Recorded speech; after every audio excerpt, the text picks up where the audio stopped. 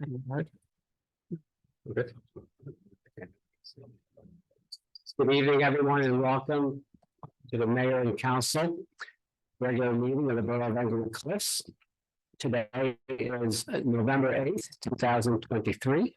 It's 7 p.m. in the evening. I call the meeting to order in person here in the Council Chamber and also via the Zoom application, which everybody should have notice of. So every Zoom will also have an opportunity to speak at the public comment. Madam Clerk, would you please read into the record the compliance language? Adequate notice of this meeting has been provided in accordance with the Open Public Meetings Law, PL 1975, Chapter 231, setting for the time, date, place, and purpose of this public meeting through a legal notice published in the record, posted on the Borough website and on the bulletin board. Thank you. Can we please have a roll call? Mayor Kranjak. Here. Member Valari. Here. Member Katrubis. Member Kim. Here. Here. Yes. Council President. I'm here. Member Simon. Here. Member Di Gregorio. Here. Administrator Stern. Attorney Marinelli. Here. Okay, thank you. Would everybody please rise to salute the flag of our great country? I pledge allegiance to the flag of the United States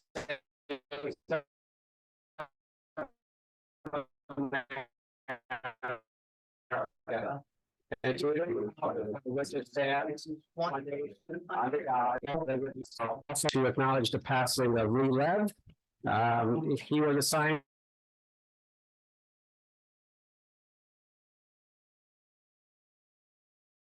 and perhaps the million dollars ever had opportunities through the 1990s.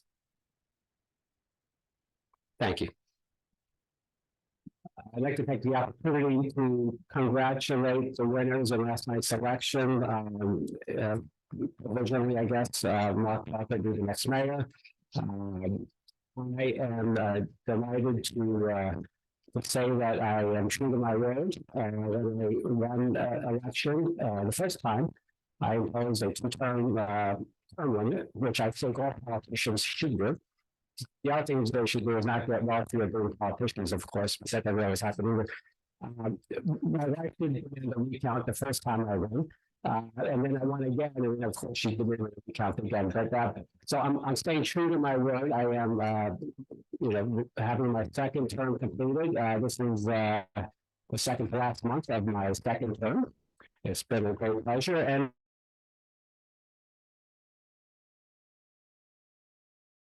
we vote for people that will continue supporting the police policies, close out high density housing, and other things that come with it. So I am delighted for our voters. Hopefully, the state of New Jersey can wake up soon and keep saying that we're going to have more affordability and taxes, but all the things they have make those two things impossible. So I think we address certain very critical fiscal issues in the state of New Jersey. Towns like Englewood Cliffs and other towns are going to be marginalized.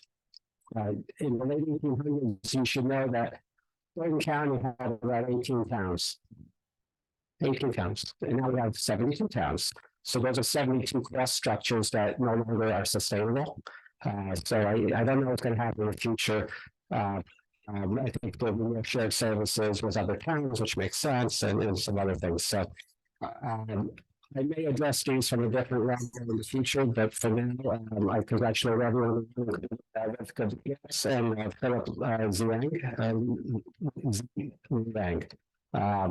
for council as well. And I can also congratulate the people who ran East George and the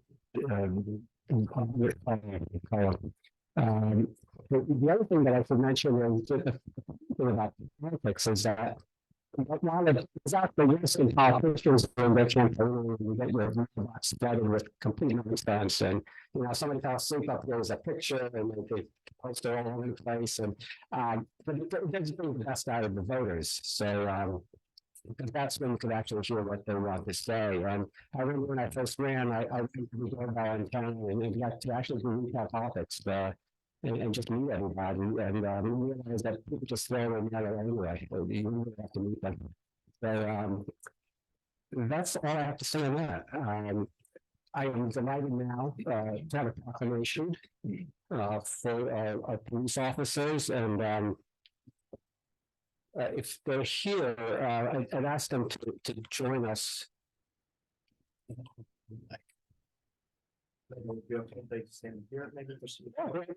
I'm also joined by a police officer from Fort Lee.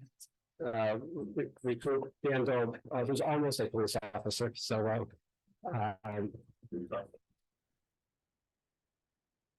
so actually, I heard about this incident, but didn't get much information about it. So reading the proclamation gave it more light. And perhaps what I'll do is I'll read the proclamation. Thank our officers, and perhaps one of them to tell us more about what actually happened. So, if it's okay with you, I have a letter from the spouse of the victim, and I'll, with if I'm excited to share that with you. yeah, I'm going to read the proclamation in the front of yours, and then we can give us some more background. Okay, so in the proclamation, whereas the mayor and council take great pleasure in honoring police officers both the Battle Coast and the Battle of Fort Lee for their outstanding dedication, excellence of service, and whereas all citizens should know and understand the depth of the responsibilities of the police departments, and that members of the police departments recognize their duty to serve the people and take it very seriously. And whereas on October 15, 2023, Lieutenant James Tracy, while on patrol, witnessed a bicyclist fall to the ground. And whereas police recruit Dan Dobe, or Dowd, of the Fort Lee Police Department witnessed the incident and stopped to assist a cyclist that was unable to locate a pulse and initiated CPR.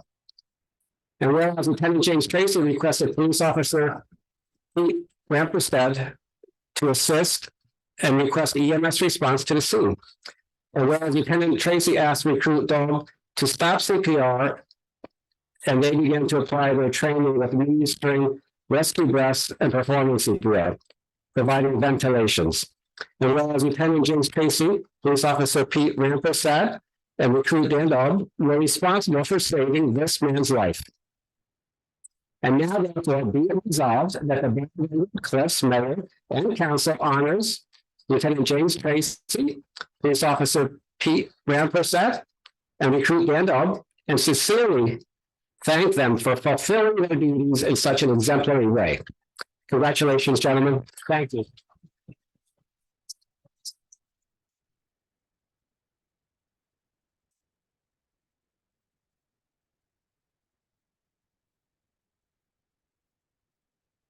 Would you like to say a few words, and then Lieutenant Casey, if you wanted to add some more of the on the scene. I'll excuse my backup. Yeah, it's like the audience. Yeah. First of all, I want to thank Chief Hinsey for taking time out of his busy schedule to be here tonight with his newest recruit, the Dowd family, the Rampersad family. You guys did a tremendous job. I'm very proud of my officers, as I'm sure Chief Hinsey is of his officers. So great job and thank you. I've had the opportunity to speak to the spouse of the victim. She was overwhelmed with emotion, knowing that her husband's life was saved on the side of the road. She plans to bring him to New Jersey. They live in Manhattan. She plans to come to New Jersey with him to meet the three of you eventually. They just want to shake your hand and thank you in person. But they couldn't be here tonight, but she did write a very nice letter. And if you'll indulge me, I'd like to read it. Dear Chief Hankelman, I thank you for the opportunity to write this letter. It is challenging to write a letter to people I have never met, but who have profoundly impacted my life. I write about an event I did not witness, but will live with the effects of every day. What I have learned is on the afternoon of Sunday, October 15th, Lieutenant James Tracy and police officer Pete Rampersad of the Englewood Cliffs Police Department were at the intersection and watched a man fall off his bicycle unconscious. He was having a heart attack. They went to help him immediately. Lieutenant Tracy gave him 11 rounds of CPR. waiting for the ambulance to arrive. He did not give up for 30 minutes. Anyone who has learned or done CPR will understand that this is an extraordinary effort. Police recruit Dan Dowd, before the police department was passing by and stopped to offer assistance. The cyclist is my husband. Professionally, he is recognized as one of the most talented chefs in the world. Today, he is on his way to a complete recovery in every way. Because of the immediate and effective care he received from those officers, they saved his life. To Lieutenant Tracy, Police Officer Pete Rampersad, and Police Recruit Dan Dow, there is a long list of people who have profound gratitude for your service. A wife, friends, a mother, a sister, nieces, family, and colleagues. We will never be able to fully express our thanks that you turned a catastrophic moment into a miracle. I'm sorry we were unable to attend this evening. We are lucky to be able to look forward to meeting you all in the future. We shake your hands and thank you in person. We will always be thankful for all of you. We will never forget you. We wish you and your families joyful, healthy, and long lives. With gratitude, Jennifer Lucy.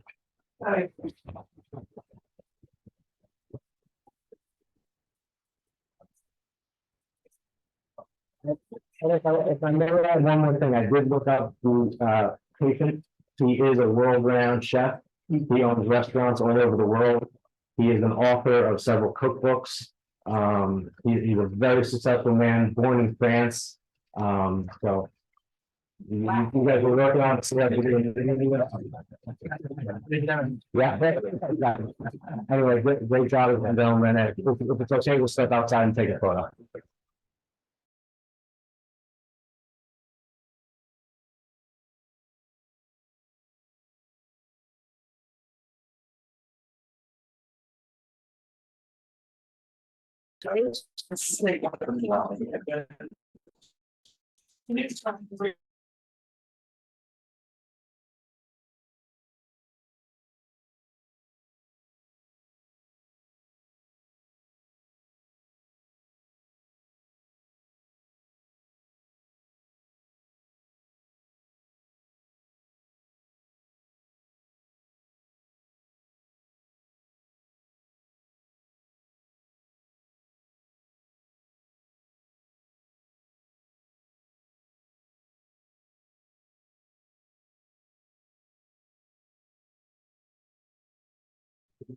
No, what happened? We're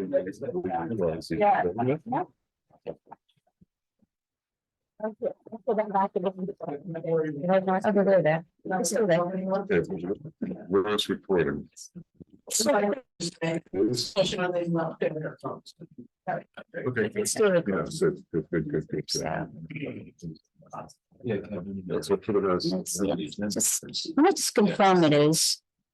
Okay, next up is the presentation by Kevin Boswell for Parks and Paving.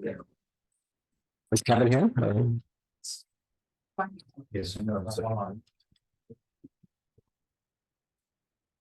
Should we come back to that, Bernie? Yes. Okay. Okay, also a reminder that the charity project is the Office of Concerned Food Pantry at St. Cecilia's Church in England. This is a really important month for them, the Thanksgiving. So whatever you can donate in terms of non-perishable foods, but I think they're also collecting turkeys. So I'm not on call down there. I know ShopRite has specials on turkeys, so you could maybe get an extra one and donate it. So that's really been a really good project for us. I think what we'll do is.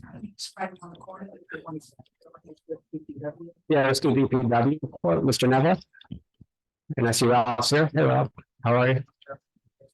You're not giving the report? Oh, microphone. The league seems to be slower this year. So you're like being able to push yourself. Now it's going. Oh. Okay.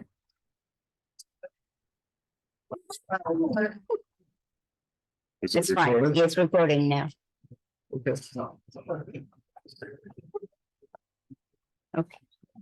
Okay. Go ahead, Mr. Allen. Okay, thank you, everyone. Mayor, council. A couple things this evening.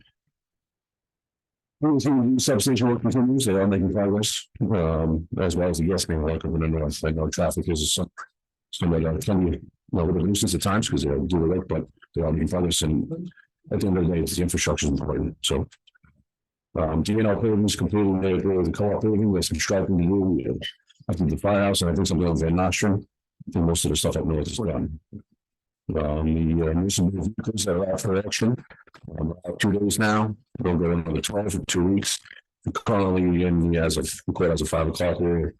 Up to bid was in the ballpark of $3,600. So that's 2 days in. So What's the platform that you're using? well, we just had a starting bid price and it runs for 2 weeks. Yeah. So it seems to be for 2 days, seems to be some action, which is good. Working with the contractor that's working in the south end of town off Castle Drive. We're on the sanitary line that runs over South Brook. They did 1,000 feet of video. We did find some obstructions and things in the way there that they're working with the county on together to decide. Okay. Natural water main has also been down. Doing some more testing, some videos as well, and some jetting in the north end of town. All the infrastructure seems to be intact. We do have sagging pipe and some intersections that need to be possibly addressed engineering wise, but on that.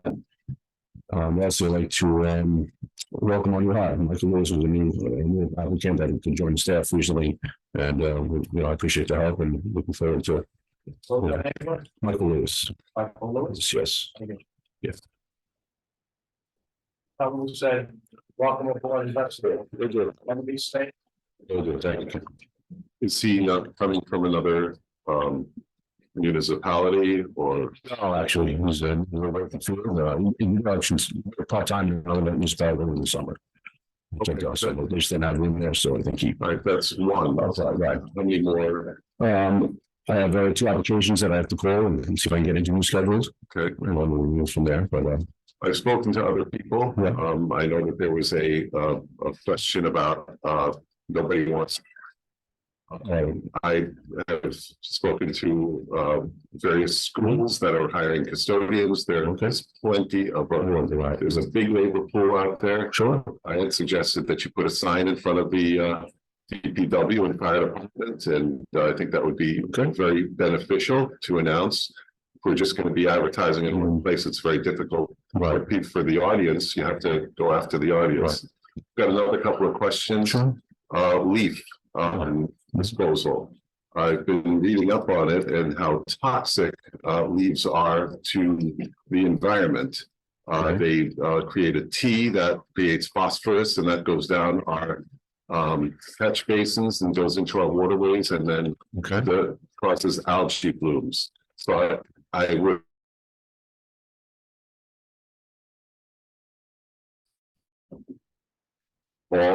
The whole crew on for extra in the month of November, late as we get, yes, we're probably usually working on the Saturdays.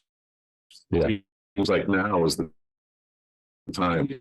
Yeah, now we're into it. The meetings are absolutely incredible. Right.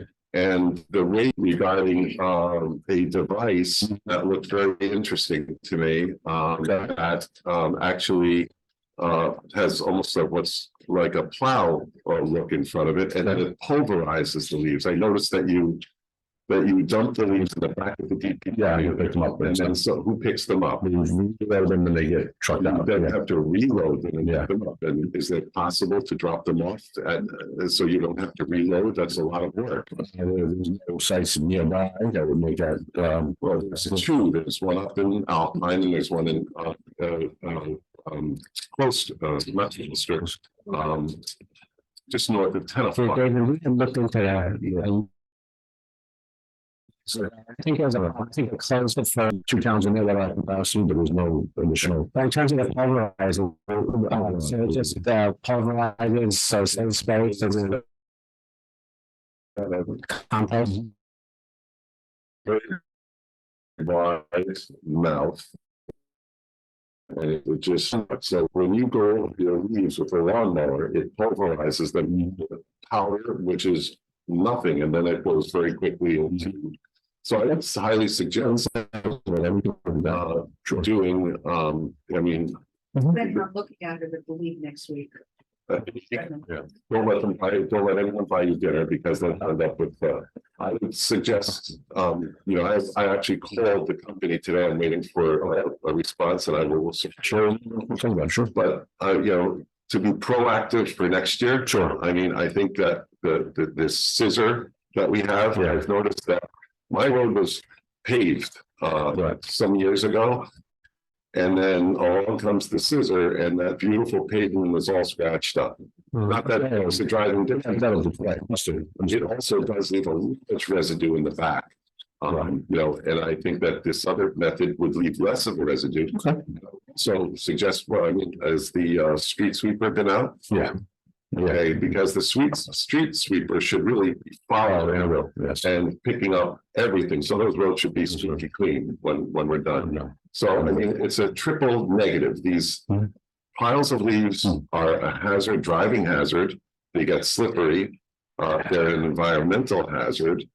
And I would also at the same time communicate with the borough to those that have larger yards. I don't ever put leaves out in front. Oh, okay. I mulch them and put them on the side. The other point was, hold on a second. As far as you mentioned PSC&G doing work. Yeah.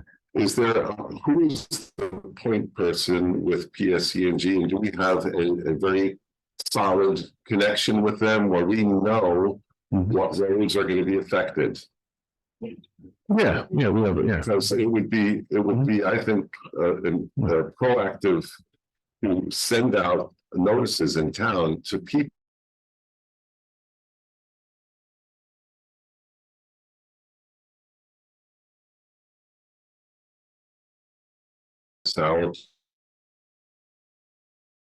Social media, a DPW Facebook page would probably get a lot of traffic, and you could do your own announcements and actually do a little bit of bragging about the things that you have accomplished. Okay. So I would highly suggest, I do a Facebook page for where I work.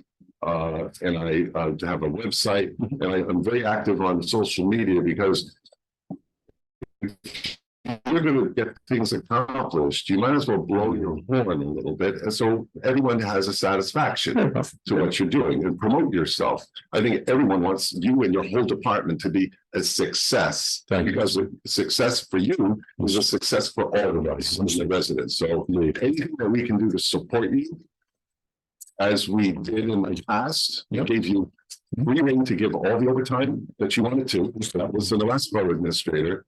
And you have free rein to give, as far as I'm concerned, and I hope that my council colleagues will agree. You guys want to have overtime, get that truck out there and let's get those leaves out. And let's make this town shine. Like we shine our shoes, we'll take this town shine. All right. Okay. And we're all behind you. Now, I want you to be a success. And the whole department. Appreciate the help. Okay. Absolutely. Thank you.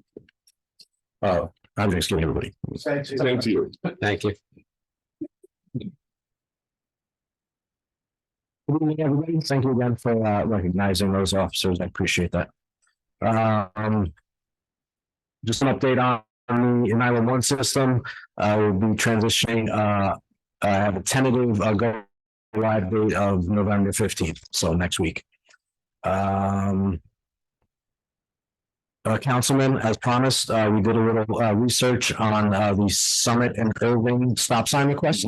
One of the traffic officers spent various days of the week and various times of day observing traffic in that area.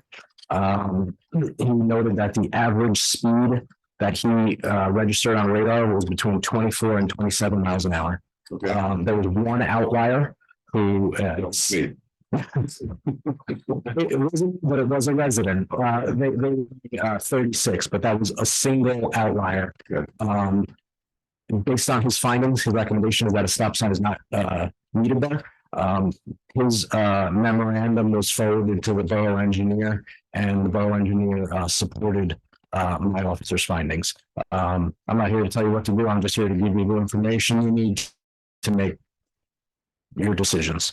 So that's the report on that as promised. Thanks. I had another complaint about speeding and people passing school buses on Bayview. We did some targeted enforcement down there. You may also see the message boards on Bayview reminding everybody of the speed limit and that it's a school bus zone. So there seems to be a significant drop off over the past couple of weeks because of our efforts. Mark already commented on the substation project. We continue to coordinate and notify the schools for school buses as far as road closures. They are fairly scheduled, the road closures. You asked.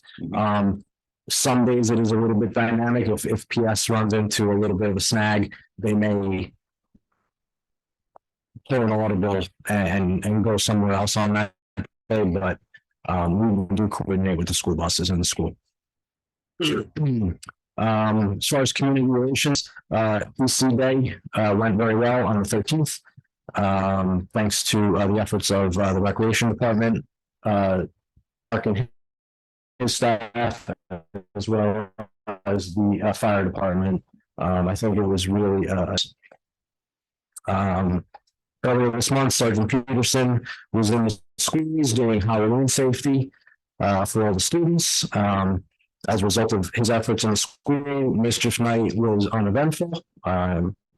We woke up on the 31st and not a lot of activity in town. So it was a good year for us. Halloween also went off without a hitch. Another safe day for us. I'd like to ask your permission. If you remember, some of you last year, the Bourbon County Chiefs Association did an event called Wreaths for Our Heroes. They purchase the wreath. They present it at the Veterans Home. They buy 72 of them for every town. And all they ask is that we pick them up after the ceremony and return them to town and post them at our Veterans Memorial. That event is on December 3rd. But before I post the wreath, I just want to make sure that it's okay that I post it at our Veterans Memorial again. Yes, of course. And I'm remiss because I will remind everyone that is here that we are observing this day on Friday, November 10th at 11 a.m. at the firehouse. Yes. On that note, you read my mind there. I'd like to recognize two of my officers who both served in the Marine Corps, Lieutenant Colin Floyd and Officer Joe Farrelly. I thank them for their service. And that's all I have for my report. November 10th is the Marine Corps birthday. Yes. And that's all I have for my report. And happy Thanksgiving to all of you. Thanks. Couple of questions. Yes. Is that okay? Yes. So you had mentioned, we had discussed those trip dampening devices and those data collectors that you just put up there. And you mentioned that your budget is not, so. I'm getting to the end of the year. And once I'm confident I'm going to make it through December 31st, I may have a little bit extra. Okay. Been asking some reports. And if there is some extra monies, then, to finance that, if. I may have it in my budget. I like to make sure I'm going to get through the end of the year. I never want dollars left this year. Tenafly has three of them. That I saw number 3, and they put them up on various hotspots. And it seems that talking to the officers up there, it seems to be pretty effective for stat. Yeah, they're good. And absent them right now, our message boards are pretty effective. Yes. The other thing is, I want to comment on, you have a Facebook page, so you guys blow your own horn. That's really cool. So, probably you'll post what's here. Right. So again, the other departments at DPW could do something similar. Keep us informed. That would be really cool also. So yeah. Great. We're forward to seeing it. What? Thank you, sir. Thank you, Chief. So let's go back to the presentation by Mr. Boswell. He's here now. Welcome. Good evening. I'm here to report on the two projects, Woody and Veterans Park. And I wanted to give a brief overview of the budget, the schedule, generally where we're going, next steps.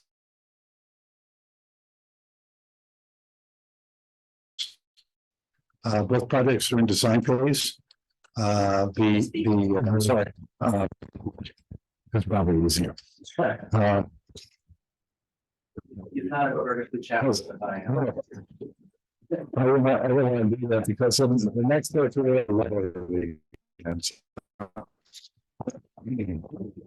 thank you. So again, I'm in Veterans Park. The project is we're getting the final selection of the events for the playground. And that'll be done by the end of next month. I'll be able to go out to bid, and you'll be able to start the construction January, and it will be complete. We anticipate in May there's some climatic, weather permitting type of aspects associated with the work. In the finishing of the final surface, as well as, of course, in the middle of the winter, it's a $950,000 job. And currently we're working with the administrator to pick out the events, the colors, and to finalize those things. We're working with the supplier Game Time. And the second project, really,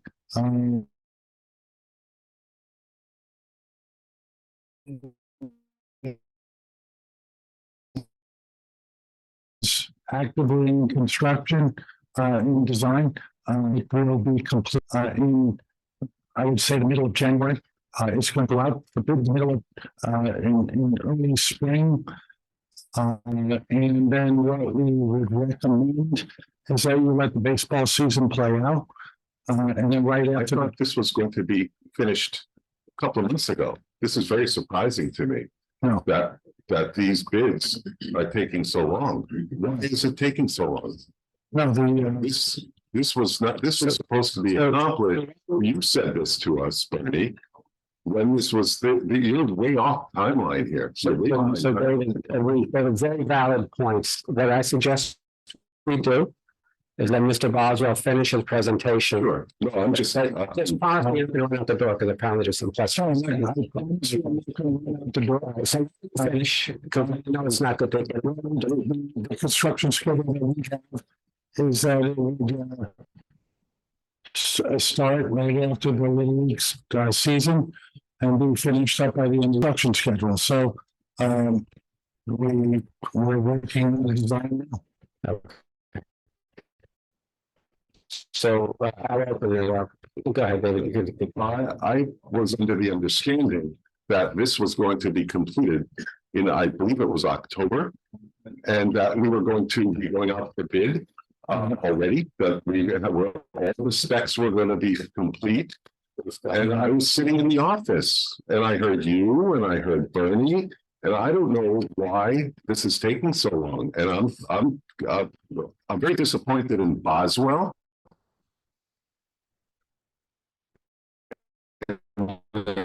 Service. I haven't gotten any reports on. I mean, it sounds like Inwood Cliffs is just like in the back of the line.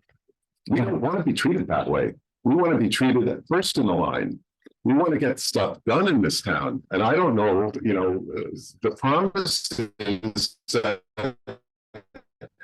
don't want to go through another Collier's time also. So I'm incensed, to say the least. Is there a reason why there is slippage? Well, let me interject here.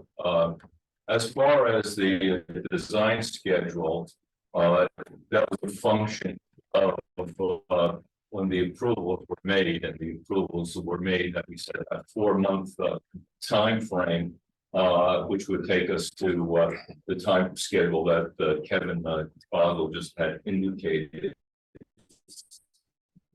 Veterans Park, we're working closely with the borough administrator, who was working very closely with Game Time So the, I haven't heard anything from the borough administrator. so I haven't heard.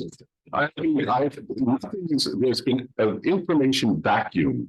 I don't know if you've been informing select people on council, but I'm a councilman too. So is everyone else here. And we should get weekly reports as to what kind of colors are they going to be? Pink, purple, green, blue?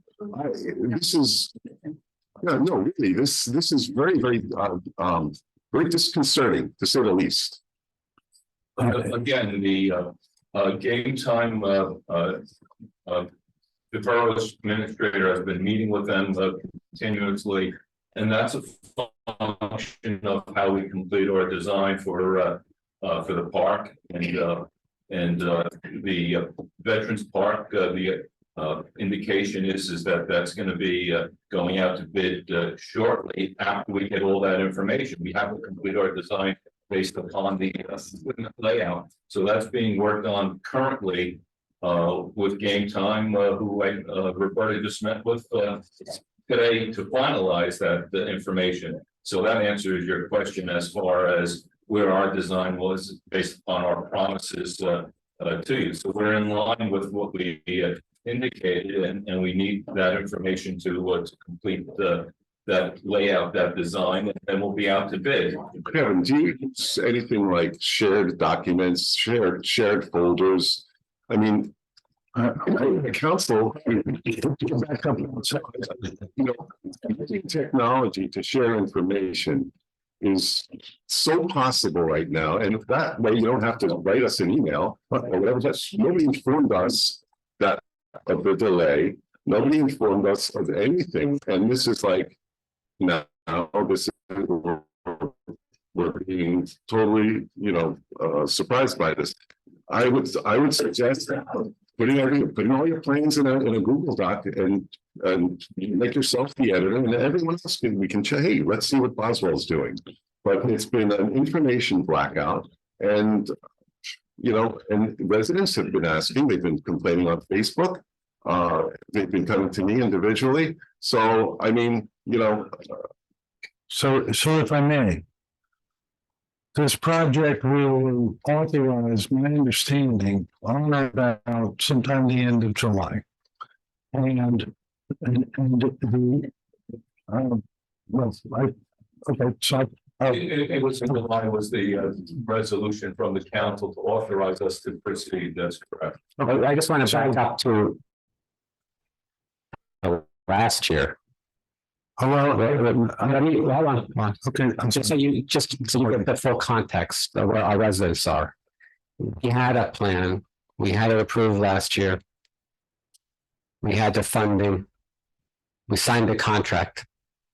And then these guys and Chris decided to scuttle that plan, breach the contract, terminate it, and hire your firm. But they also told everybody publicly that don't worry, there's just going to be a slight delay. A slight delay. And then now you can understand why Councilman Di Gregorio is actually doing the right thing, because he's the representative of the residents who are basically yelling at him, and now you have to stand there and take it. And so far, I haven't heard a valid response from you as to why there's any slippage, really. I mean, this is not rocket science. And the fact that it's all kind of done in the cover of darkness. And Congress had a lot of stuff in the beginning, so there shouldn't have been duplication. Yes. Can I just say something? $400,000, I think. Yes, That's it. yes, not to mention, well, there's other stuff. Just so everyone's clear too, the plan last year. That was done at a later date.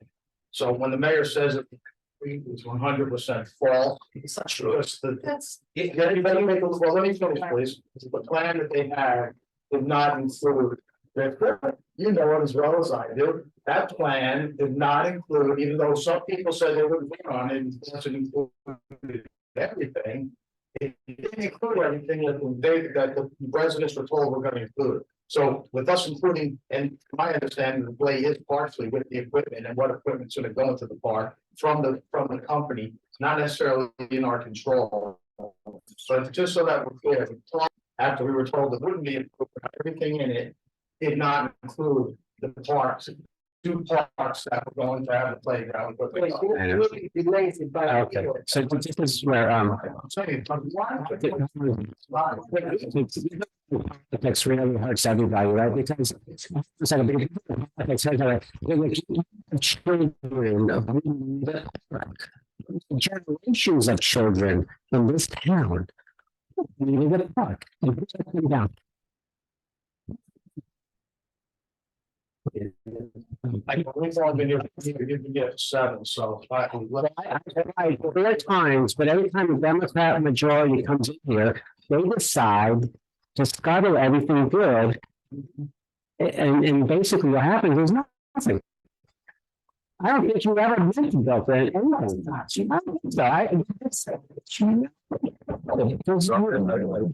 It's important that we stay on focus. I think everyone's intention here is to get the park built. And I do think there's a frustration about this massive delay in the park and the lack of communication with the entire council. That has to change. Right. It can't be acceptable that certain people are in the know, certain people are not in the know. This is not, any employee of this borough should get it crystal clear. You are working for the borough. You are not a member of one party or another. Everyone up here gets equally. Nobody up here gets abused, whether it be no information going to certain people. And I will say quite frankly, the Republicans were as guilty as the Democrats. That's why you see me straight in the middle. And it's got to stop for both sides. So pick it up on that point, now, well, Mr. Speaker, that, like everybody with parents who knows that when you have children, you only have one chance to do things right in their lives. That's it, right? And that extends itself to the people who get elected to office. When it comes to children, take your politics, put them aside, fix the park, keep the school going the way it's supposed to without all the nonsense.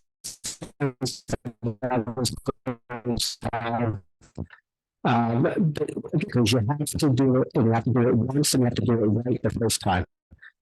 Go ahead. Just a little information, we had met. Dr. Gross, who is the project manager on this job, and we discussed different things about the equipment. And then I received some drawings, and I wasn't crazy about them. And I met in the week, she has young children, and we met, we went to the park, we did everything, and today I met with Game Time representative to over to change what he had presented because we didn't like it, and we picked out colors, and I'm going to have something the next 2 days. I needed to speak to Kevin about something and get a chance to do that sort of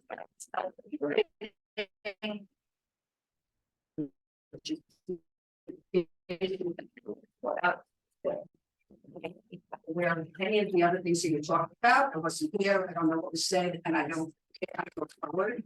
Going forward, I'm trying to get this part done.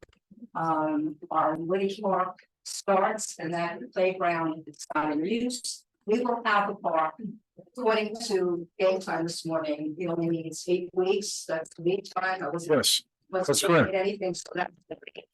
That's right here. Next couple of weeks, we'll go give you the proposal, then we'll share it, and we will be moving forward. So that's what happened today. The reason why we gave the schedule that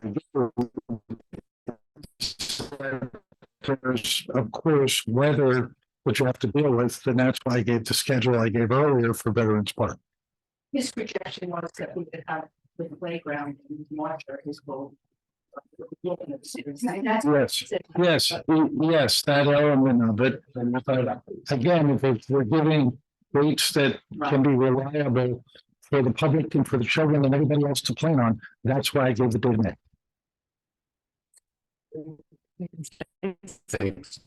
That's what you get true risk. Yeah, so I respect your position. The problem that we have is so you got my early on.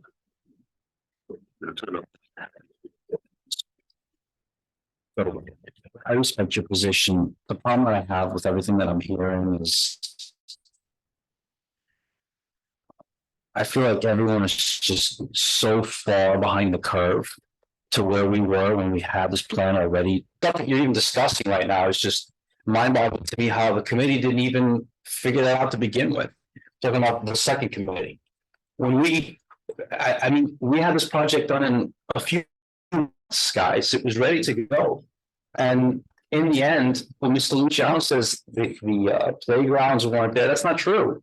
They were there. We had grants for them. You know, it's just another instance of people just not doing proper due diligence. And why can't you just take the plan that we had? Because we're not renting the wheel. It was basically the same thing. Why can't you just take Hippolyt's plan, remove the damn turf, if you don't like the turf, and build the damn thing? I mean, why are we wasting time with design at this point? Well, I think that what is very upsetting is that what was presented to the public was that this was going to be ready for bid in October, and now it's already November, and now we have to wait even longer. And so it's being, I would say, mishandled. And it's important that everyone looks forward. We can point fingers to each other, but right now, I think all fingers need to be pointed to Boswell.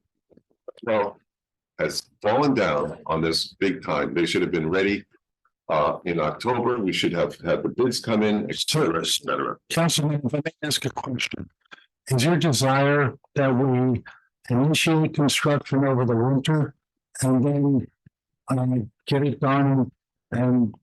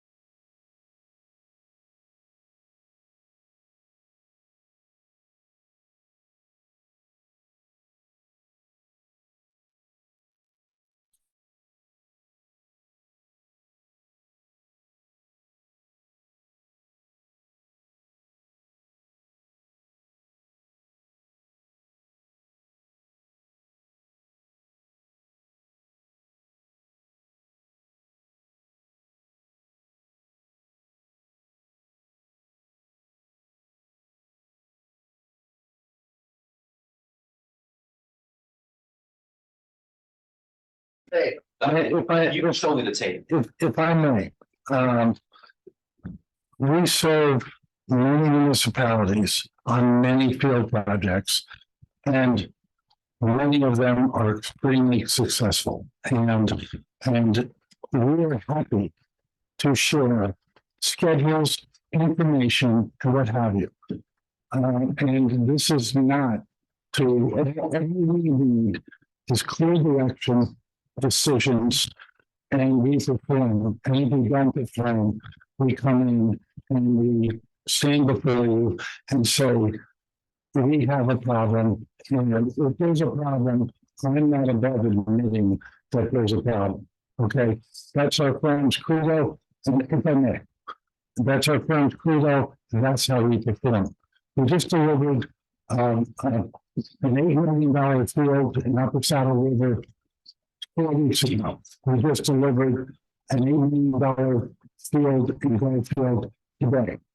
And we regularly will do what it takes is it takes a council to give us a direction, and we go and we give you timeframes in writing, and we will hit those timeframes. There's nothing nebulous about performing. When I came here tonight, I believed that what you wanted was a schedule that allowed you to preserve your spring season with your baseball. If that is not something that is a deal breaker, then the original schedules that people are discussing here tonight, what we will do is we will be able to fill over the winter. It will definitely, as it would have, when it was completed this month, next month, or early January, it will really impact your spring sports seasons. That's a fact. So we're happy to do that. I came before you with what I thought was a plan that I apologize was not communicated effectively. I'll put that schedule, I'll put 2 schedules into writing for you, and I'll allow you to choose as a body which schedule you wish to pursue. Because we can't work in a place where we may do this or we may do that. It's not fair, as you said, it's not fair to the town, to the taxpayers. It costs more money. Okay, it's not fair to the kids, but it costs more money. We believe in transparency, we believe in decisions, we'll deliver that for you. We will have those schedules submitted in writing by Friday. As far as we will request councilman about real-time development of the drawings, what we can do is we will copy on one of the units with PDFs. We're not going to give you AutoCAD drawings because by definition, they go through things like constructability reviews and things like that. We will provide you progress prints of everything that's been done. The plans have been done. What's being done is all of the detail of the earthwork that has to happen, all of the, I'll say, boring detail that is done to create unit quantities and unit pricing of unit prices. So if there's a change, you are protected as the governing body watching the pocketbook of the taxpayer. These are projects on a continuous basis, and I think we do a very good job. And I'm not disparaging other engineering firms, and I hope they don't disparage us. We are professionals. We need direction. We need decisions, and we will provide clear, concise, in certain terms, deadlines, budgets, and performance standards to this body. So you will have that by Friday? By the close of business on Then Friday. I'll have 2 schedules. 2 schedules, one which starts as soon as possible, Right. works through the winter, and the other one starts immediately after the baseball season. And just give us a decision What I would recommend to council is that when you have a motion tonight, whereby when you get the schedule on Friday, you submit what you prefer. And whichever one gets the most submissions in favor of, that's the one we go with, so we don't have to have a special meeting for this again. Okay, is that right? You guys agree with that? Yeah. We can wait till the next meeting, by the way, which it doesn't affect us. When the next meeting, we make a decision. When do you go out to bid? Take place, I don't have that date. I will give that to you on Friday. and then we have the bond, correct? We have to rebond this whole thing? Well, it was talked about redoing that bond. There was some issues with that bond and it needs to be redone. Who's our bond counsel? Dakotas. Notice, are they, It's still there. are they on notice that this is coming up? No, there's a little bit more to it. I think that the auditor needs to be involved because there's some deficiencies that occurred and we need to clear that. You're saying that we don't need to give you the deadline for the next meeting? Until next meeting. It has no impact, It doesn't affect us. okay. Like, Does it affect the town? it doesn't affect the town in terms of, It doesn't affect you, but does it affect the town? no. It doesn't affect the price of the job, the schedule of the job, as long as we know by next meeting. All right, you guys go with that? Everybody go with that? Yeah, is Sue Wade supposed to be here? Yeah. Is that here? The elected council people, because they might have an opinion. I mean, close to the end of the year. I mean, I think that would be fair to let them see what it is. It's, as far as I know, it's not going to change the makeup of the council politically, so, I mean, I know it's not makeup. it's Yeah. people. okay. I mean, I'm fine with sharing it, but I'm just, given how people vote, I kind of know what's gonna happen, so. All right, So just one more question. So Yes. realistically, you're saying that it will cost 4,800,000. When it goes out to bid, do you expect the bids to be at that or lower or higher? Typically, the bids are slightly conservative. So we will expect those bids to be slightly lower than that amount. 4.8 is for the. Just Whitty Field. Yes. That's just Whitty Field. And then Yes, you ma'am. have the 950 for Yeah. the veteran. Okay. Is there, well, I'm sorry. Okay. When a community spends this much money, it's always nice to be able to have them be able to visualize it. Do you do any visualizations of this so they can see what's coming? We have a concept plan we can transmit with our submittal on Friday. Okay. Okay. No, actually, a 3D model would be very advisable for this. It's really a excuse me, a computerized 3D model. And We haven't built into this project, and it's not something that we haven't scope of work. we spoke about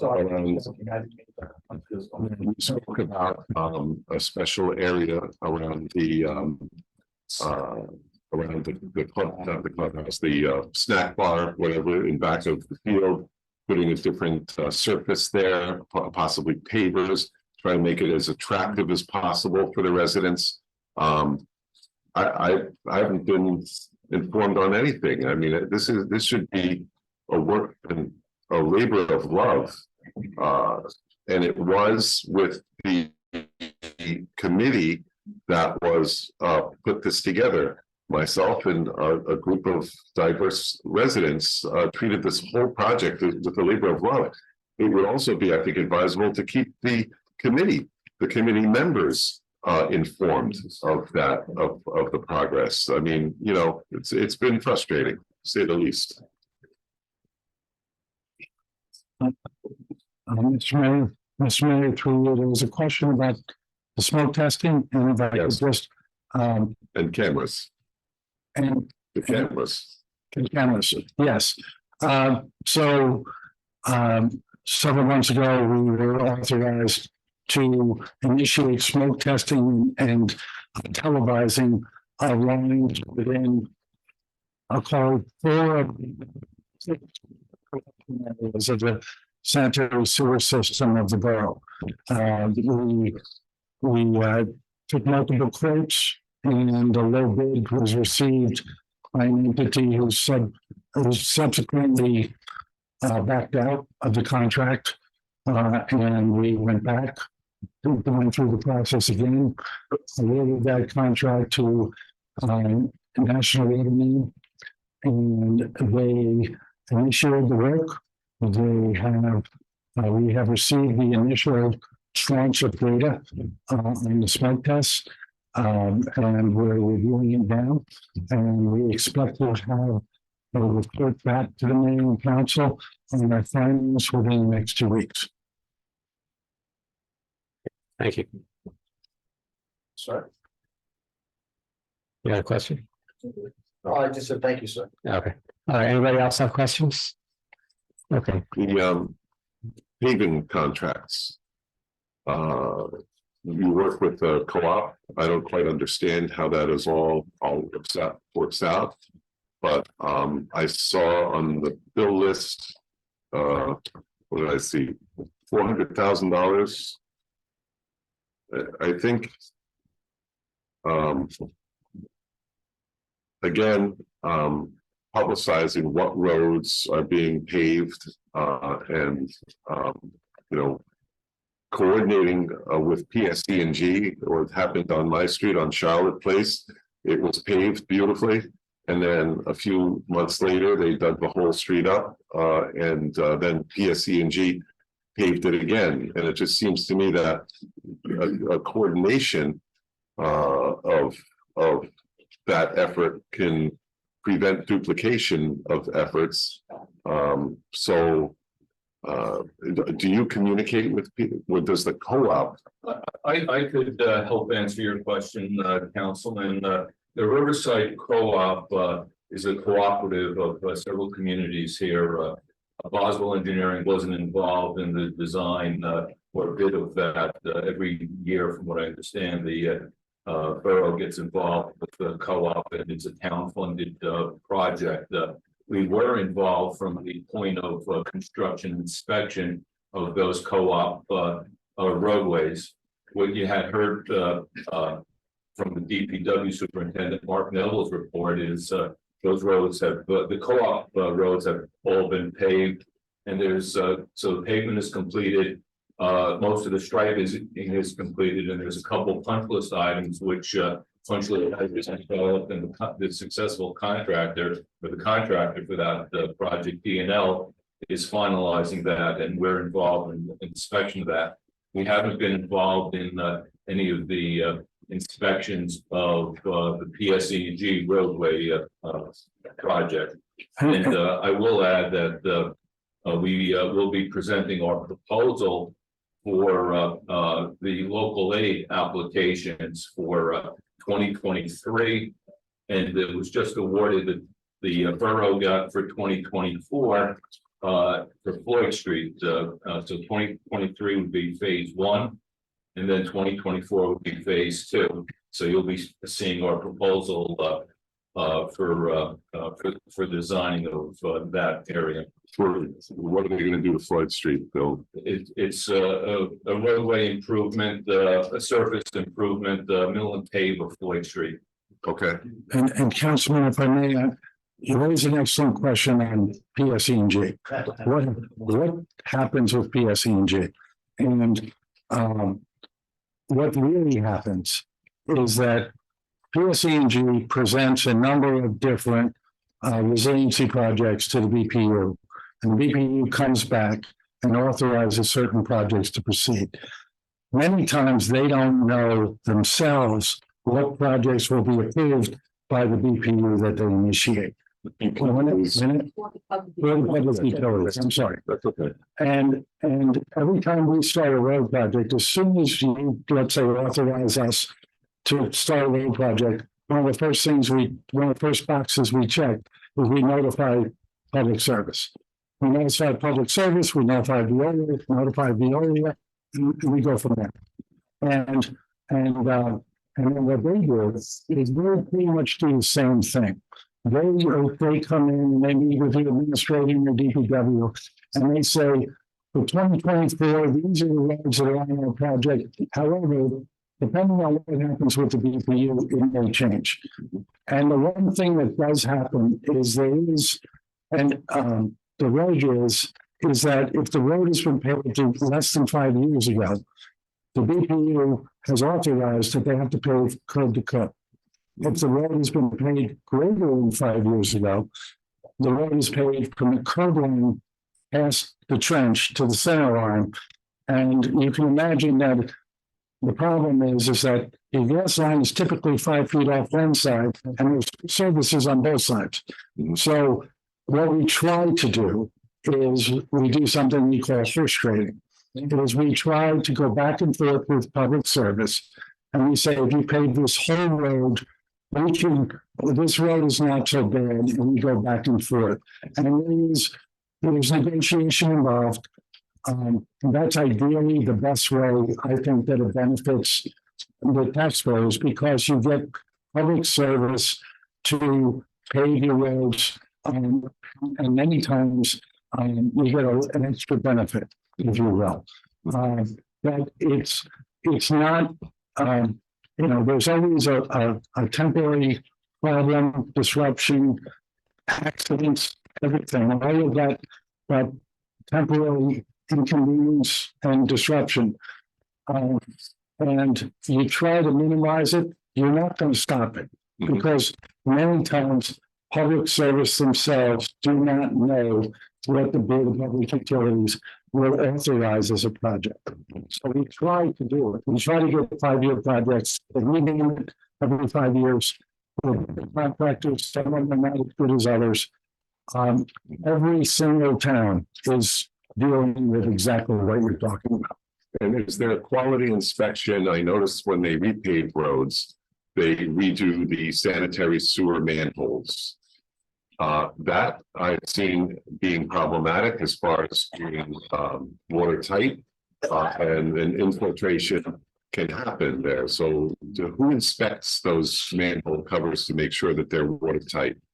So it's not just manholes, it's actually more than that, because when public service comes in, when we go to the road, when the borough pays the road, we do ADA ramps too. When public service comes in, they don't. Yeah. So what we try to do is, and again, if the people on the road, we want them to just either do curb line extended so that they don't get into the ramps, so that when we come through on the side streets, we build the ramps, we build them right, and long term, over time, this is the right way to build out the infrastructure and protect the infrastructure of the borough.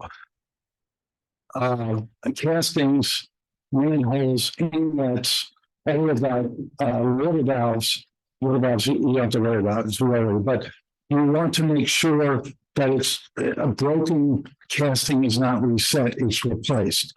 And you really, it requires a lot of vigilance on the part of the DPW. Some towns have us help them on we call it coordination of PSE&G paving schedules, and we assist the administrator in the horse trading that goes on. It's really a town by town basis. Okay, all right. One last thing, road striping. Came to my attention that there was a pedestrian that got injured. I believe it was on Palisades and 9W. I called the Bergen County and actually emailed them, and I was always under the impression that the municipality is not allowed to touch the county roads. That's a misnomer. And I noticed that the crosswalks now on Palisades and 9W are faded. That's a state road, right? It's a state road. So I would imagine it's the same as the state. It's also Palisades as a county. Palisade is a county. So bottom line is, we want to make sure we have a painting machine, right? So a striping machine. So bottom line is we want to make sure that those crosswalks are safe.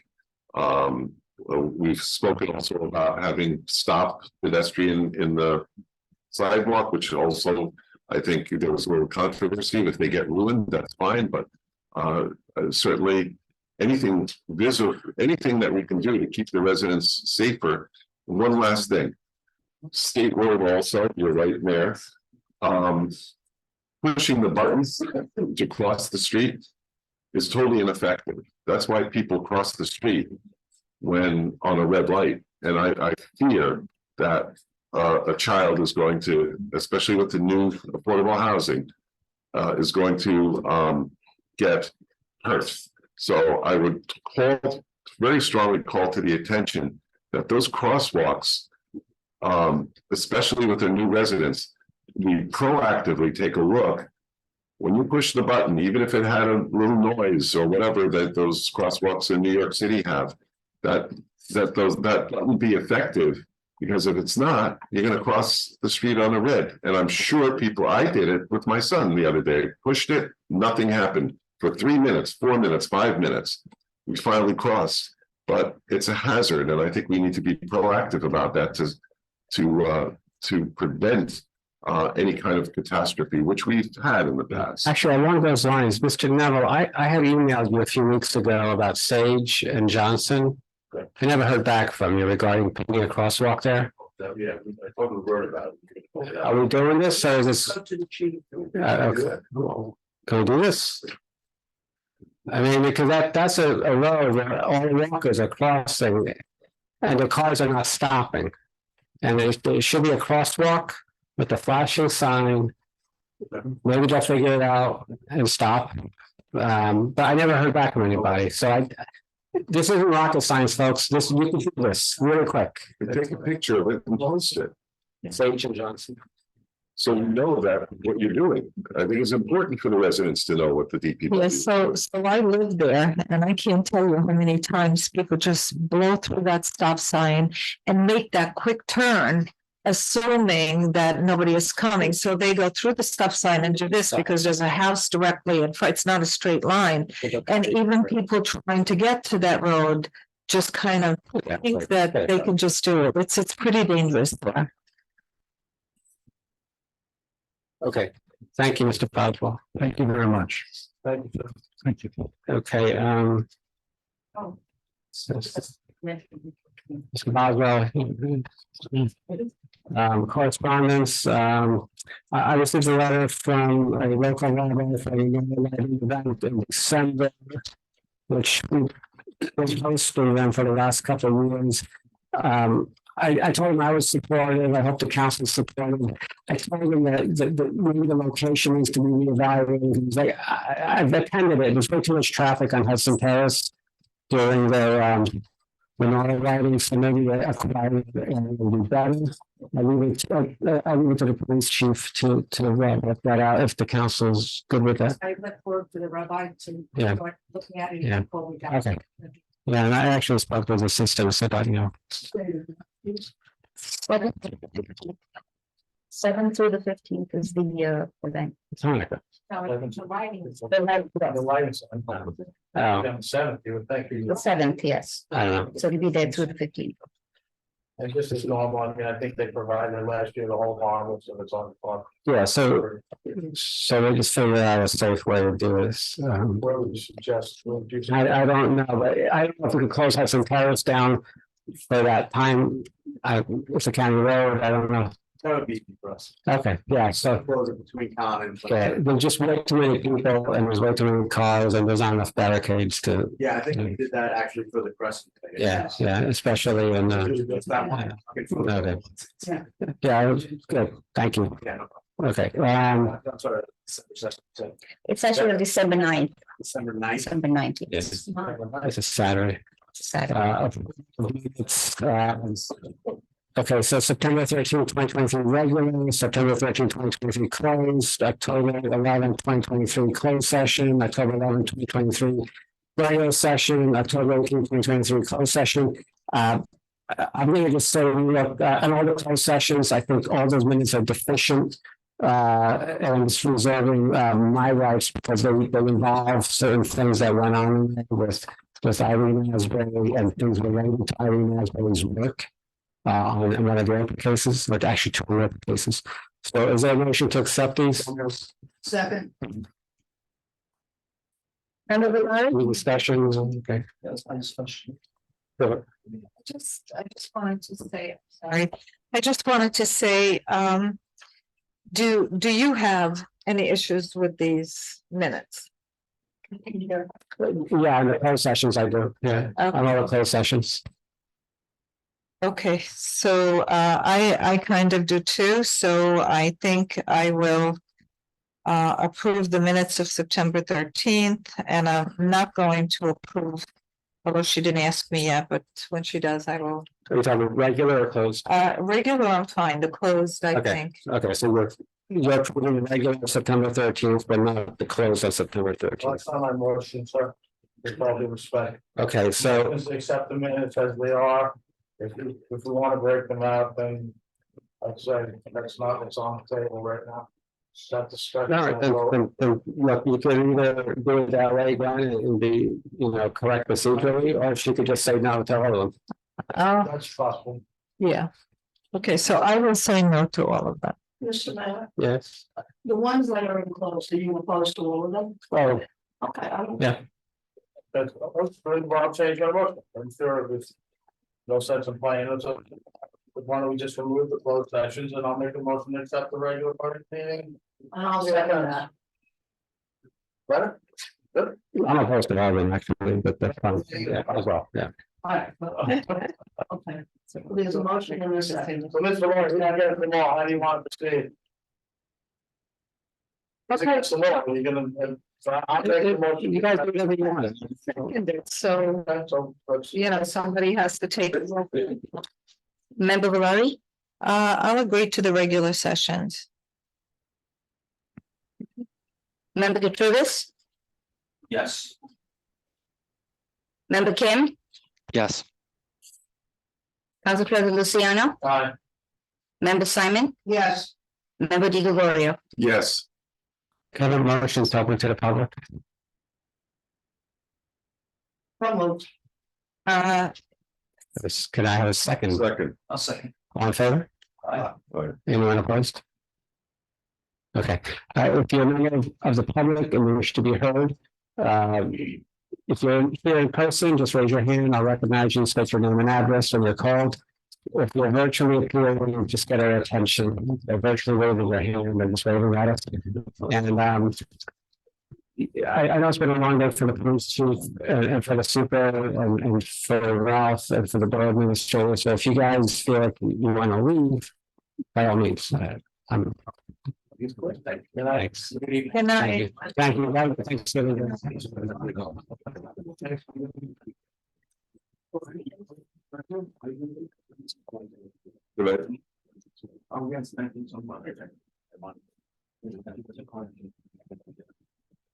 Okay, is anybody from the public?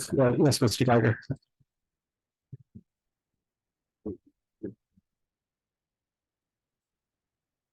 Thank you. Martin Geiger, 270 Alfred Street. I want to echo the disappointment expressed by some of the council persons about this park schedule. I guess I have a very personal perspective about it as I witnessed what my wife went through trying to develop the park project with as David said, a diverse group of individuals, including Mr. Nicko, who's here. Frequent meetings, a lot of research and so forth, as well as a command to present a report to the council by June, by the end of June, which they did after having a public meeting at the earlier that month. It strikes me as kind of bizarre that it would take 5.5 months to choose playground equipment. You've referred to Game Time. I just looked it up on my iPhone. It's a company that has catalogs. Anyone can look at the catalog, preschool or whatever it is you want, colors and so forth. And it seems to me the committee should not have been instantaneously disbanded at the motion of Mr. Kim on June 28th after making their very fine report. The committee was abolished as if it were some kind of pain in the neck to the council to keep on board. And the committee should not have been, because the committee people, all the members had a lot to say about the playground equipment, and they should be involved, as well as PTA folks who mentioned how it is that the administrator wants to take it upon herself to be the responsible individual for this. I don't understand that, but if it comes out right to her.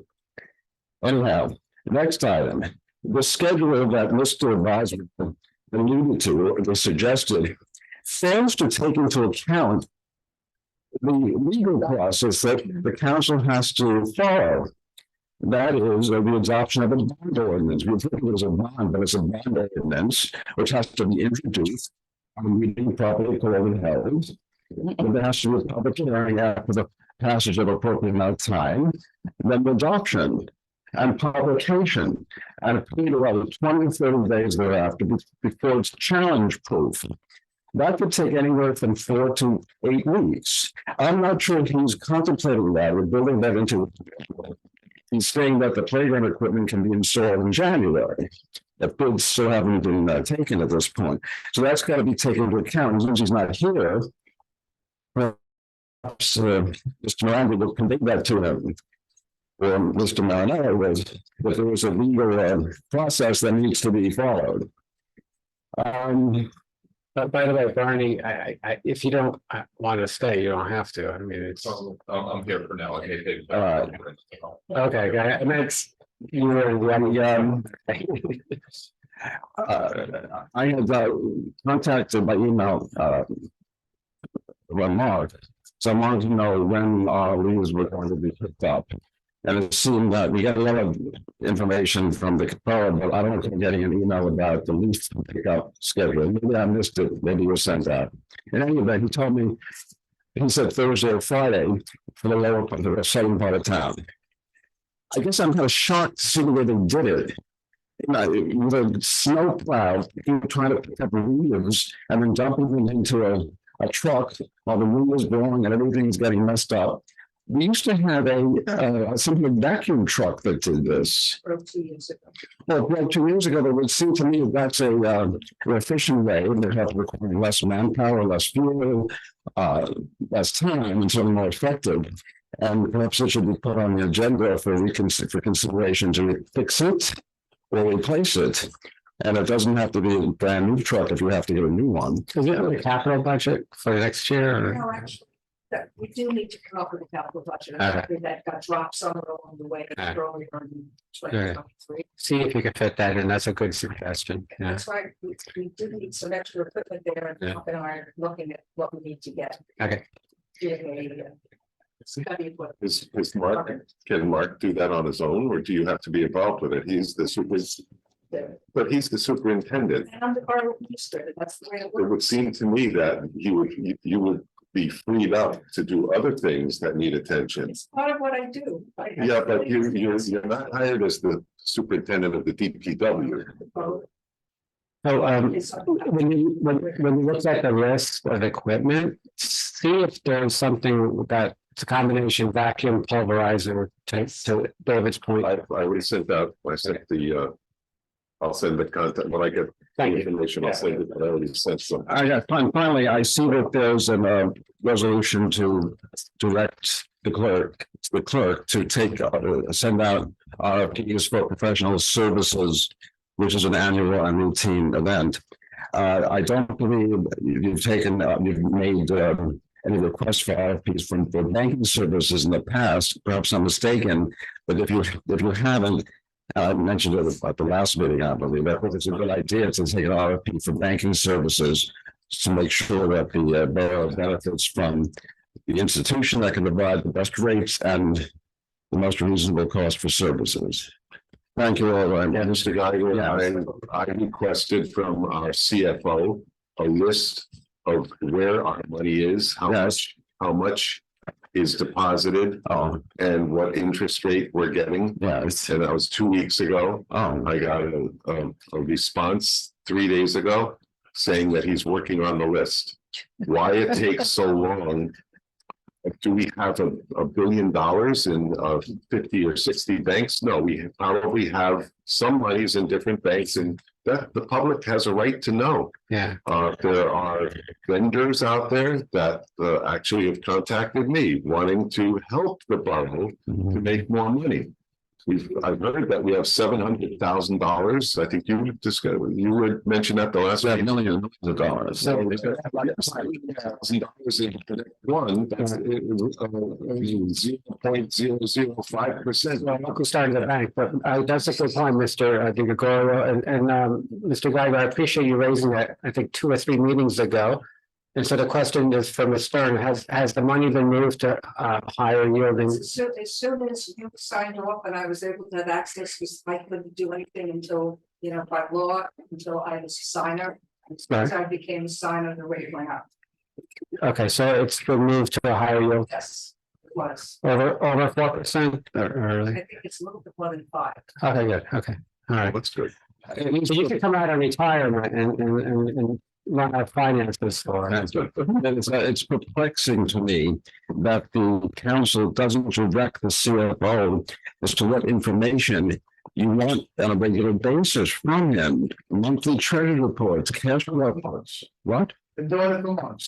Well, where is it? I haven't seen it. I don't know, but David and you can call him, because I've been doing this Well, that's not my place to do in any direction. for months. If you can instantaneously provide a list of your banks and how much money you have, something's amiss. So it just doesn't make sense. There's plenty of money. You collected taxes. What was the deadline for taxes? Something in September 24th. Another quarter was due November 1st. You probably have at least $15 million tax dollars. You should know where it is and how much money it's on. It's not a secret. The whole community should be aware of that. So does everybody send a suggestion for how Mr. Luciano? Okay, Mr. Luciano, have everybody in council send an email with what items you would like to see on a weekly dashboard. Excellent. All I right, was in response today, 2 weeks, that he's been waiting for an email. it'll be a dashboard. This is $55,000 a year. Part-time. Well, part-time, it was $7,500 part-time for that little Chris fellow who quit. Remember, he was only $7,500. I don't know. Anyway, that's What's with that? it's need to be That little Chris fellow. that he'd be on model. I don't know what happened there. It needs to be addressed. Thanks very much. You didn't just say that, did you? Thank you. Anybody else? Barry, you sure you want to say? Go to us. Yes, Tiger.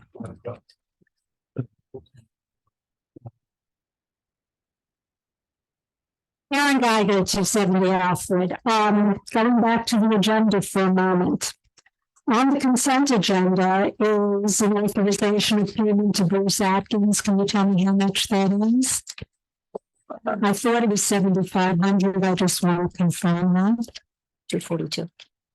It's objection agree. It's the Consent agenda. So objection agree is $242,000, which somehow it got finagled that the board is paying him and not the treasurer of the state of New Jersey, which I believe it's a crime to do that. And I believe the treasurer of New Jersey is going to come back to the bar and say, where's my money now?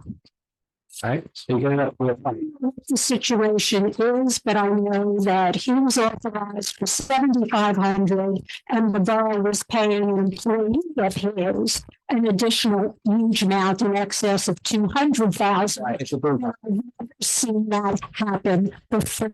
And you never will again, because this whole thing was a good view. It's done as a settlement. It was not done as a court order. The court order approved a settlement. And at the meeting that I attended, that settlement was not read in public and was not available to the public. Exactly. It's to the council, by the way. Well, that's a bigger problem. Or to the council. And by the way, I was like, Mr. Miller said he had nothing to do with it. The timesheets from Irene Ellsbury have nothing to do with it. Shame on you. So He wasn't on it, it's. Oh, we were on it. on 23,200, the next item, there's a approval of the payment agreement to the Law Group. I thought at a prior meeting, Mr. Luciano put forward a resolution to have an investigator or some person investigate the actions of Anne Rizzuto and she the others. So why are you paying the number before you have an outcome to that? And the question is, have you hired somebody to do that? Have you hired anyone? Associated with. I don't do things individually, that's something that has to be voted on by the full. No, the council approved it. It was a- Council approved it. Is that Mr. No, let me just. Because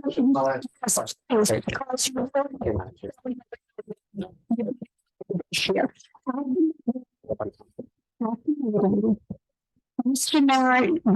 Marinello, by one of the changes that you approved, was authorized to hire attorneys off an approved list. You approved as a council hiring an attorney to investigate the role of Anne Rizzuto in the Oprahs because there was such an issue about fines to the borough and missing data and things that didn't get turned over. So I want to know, has someone been assigned this task? It's a very simple yes or no. And if not, if you intend to do this, why are you paying this bill? Whatever it may be, because there's an amount on here. Anybody from council answer that? Okay. Yes. I just want to say I have zero knowledge of this Me too. resolution. Zero. This happened back in August, September. Well, it happened a while back, but there was a read of a lawsuit. And a compromise was reached. And because we're trying to cut down on legal bills and not start another lawsuit. So who reached? We thought it best to settle this. Excuse me. Has the council met and decided to approve a settlement or negotiate a settlement with this person? Yeah. Or is the administrator doing? Excuse me. This has never come out. Nancy, No, you're telling me that someone approved a settlement because they thought it was better to avoid litigation. I want to know No. somebody is. Propose it to the public and then we can talk. So. I haven't been in. So I wasn't involved in that, but Ms. Stern, who council did you discuss settlement with? So the resolution was before you here tonight. right, And You don't have to approve it. No, I asked a different question. Who did you discuss that with? Right. Every time this came up, we actually tried to jail to negotiate with them. As a matter of fact, you said go to zero. And we said, let's negotiate with them. That's the whole reason why we made a resolution to say we were going to investigate them, which evidently the resolution seemed to have worked. Because it went from like 120,000 to 57,000. And we could vote on it or not, but you know what? That every meeting that we talked about this, I'm the one who held up the Wiener bills for the past year and a half, okay? We talked about what our pledge was. Our pledge was to, you know what? Let's get rid of lawsuits. I'm not a fan of settling with her. I think they did. I didn't hire her. Their administration hired her. She was the worst attorney ever to live. She's did nothing for us except harm us and cause us hundreds of $1,000s that we have to pay another law firm to review everything that they did, that they didn't give to us. Every single fine that we're getting from the court is because that attorney didn't turn over the order to us. if that's the case, go ahead. So that's the reason why that we did it this way. And you know what? It seems as though it worked. And for the mayor to tell you that this was not discussed is a bunch of malarkey. It's every. No, the final resolution was never discussed. Say. The final resolution was never. So why am I? So you knew about it, right? Excuse me, Brian. Why don't you tell your clients? Excuse me. But how do we disclose? Ms. Geiger has the floor. Go ahead, Ms. Geiger. $57,000 if you think she's cause the borough $500,000 of harm is something I would consider. But that's me. Anyway, Kind suits a lot better there. maybe malpractice suits with merit would. This is anyone Anyway, does. yes, I agree with you. This one does. On the park, something I'm intimately involved and have been following for years. I don't understand why. First of all, there was a very significant difference between the plan approved by the Republican Council and the plan approved or recommended, I'm not quite sure what word to use, at the end of June to the council. The big difference was only one portion of the field was going to have turf. Most of the field was going to be grass. The other significant difference was the not the restructuring, but the redoing of the playground with top of the line to mid-line to top of the line equipment on a regularized surface. That being said, there is no excuse in my mind for a delay of this kind for choosing playground equipment. The playground equipment could have been split off as a separate section. I didn't see any bids go out for equipment. The equipment was to have been designed and then bid. It shouldn't be the reason a major program, a major park plan is held up. The basic park plan, as Mr. Katrina said, he's right. It was the same. We didn't change the shape of the park. We didn't change the outline. We purposefully left it the way it was so we could get done within a certain cost that was allocated. The tennis courts stayed the same. Basketball courts were being redone. Everything was, the paths weren't being changed. Everything was the same. I don't understand. We were told October there would be big documents ready.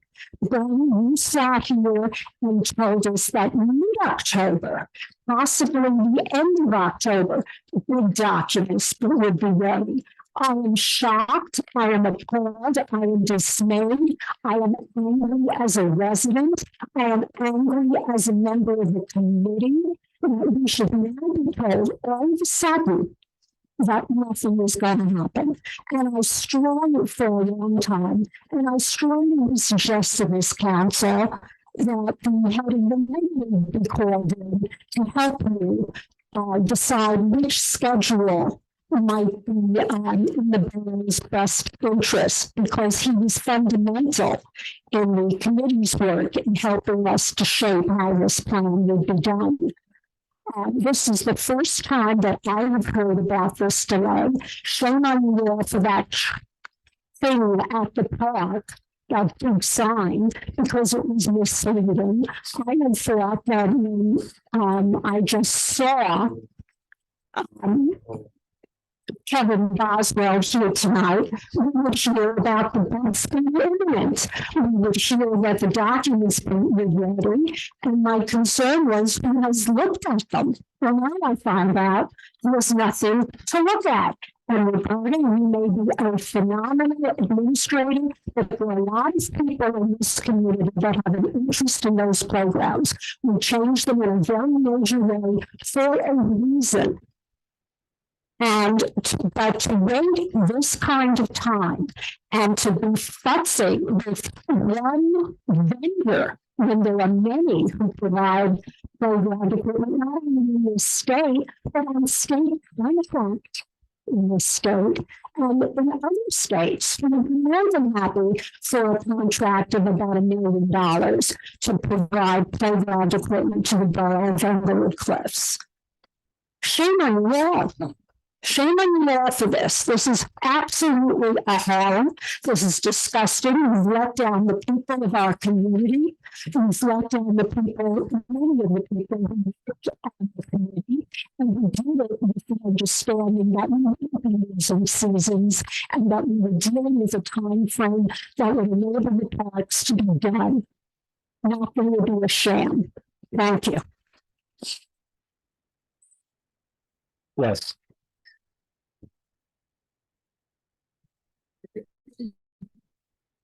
Andrew Nick at 54 Elm Street. I'll try not to follow in the grandstanding that just preceded me.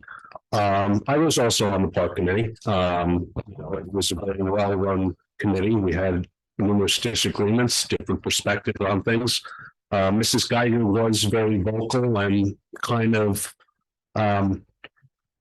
one-directional in her approach to things. She did not tolerate other people's viewpoints very well. Basically, it was her way or the highway. So I'd just like to maybe clear some stuff up with the assistance of Bernie, shed some light on some. I got that same impression of you, Mr. Nick. I'm very firm in my mind. Hold on. You didn't let us stop. Attacks. Stick to the park. No. Yeah, okay. Stick to the park. So stop attacking each other and get something done. Okay, that's fine. So, Mr. Mandy, in your experience, how long does it typically take to develop a design plan that's ready to go out to for a park? Say from the June 25th deadline, we gave you guys let's say July 1st. What's your typical turnaround time for that? The authorization, Basel, happened at the July meeting. And typically you're 4 to 5.5 months for development. But that's to expand upon that, it's a coordinated effort. What I would say is you work from the inside out, like a fixture plan is presented and then you design around that. And talking about the park equipment as we were discussing, and that you can't design the area with the topo, the surfaces, the resilient material around that until you have the specifics of what that playground equipment is. And that's been a process that's been reviewed now. And it's changed over some time and there's tweaking with it. And we understand that that's coming to a conclusion. So that will proceed. And yeah, I don't know if you were here when Mr. Boswell was giving the presentation, what he promised to the council, the mayor and council. So just curious, how many ballpark how many of these have you worked on either personally or how many has your firm done in terms of these type projects? I think we already got that.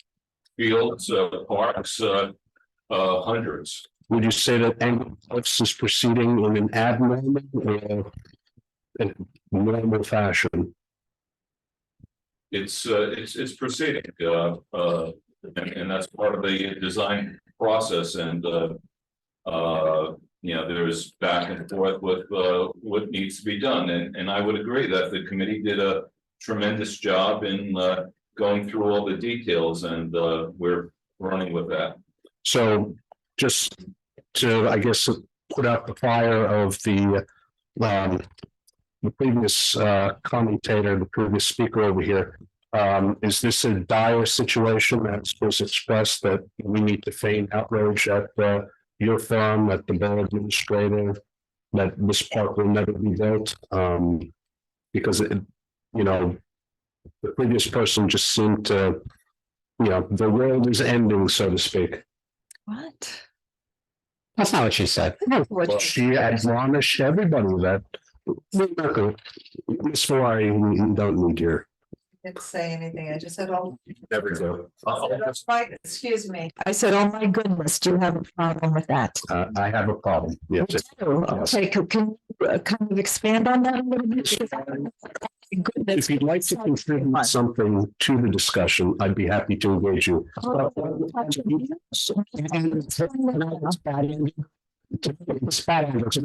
For 8 years, and sometimes it's good, sometimes it's bad, and I was going to say, usually actually making points. He's just saying what people are. I was actually going to compliment you this. I'm good. I don't. Started off eating very well. I don't. Yeah, I go, well, you know what? Good job. Thank you. It only took 7 or 8 years. Tells you what to say. You come on. So. That's the point. That's the point. What are you trying to prove? So. I'm sorry, can I? For some reason, you want to shut down the park. That's the problem. I mean, that's you said. I'm sorry, I'm so sorry, but he's not for this, okay? What I want to say is that those two people that stood up, What was that? the Geigers, the ones that you were trying to discredit by cross-examining Mr. Randy, you sound like an attorney who's trying to. Respect, counsel. I trust the engineer with years of experience versus the layperson.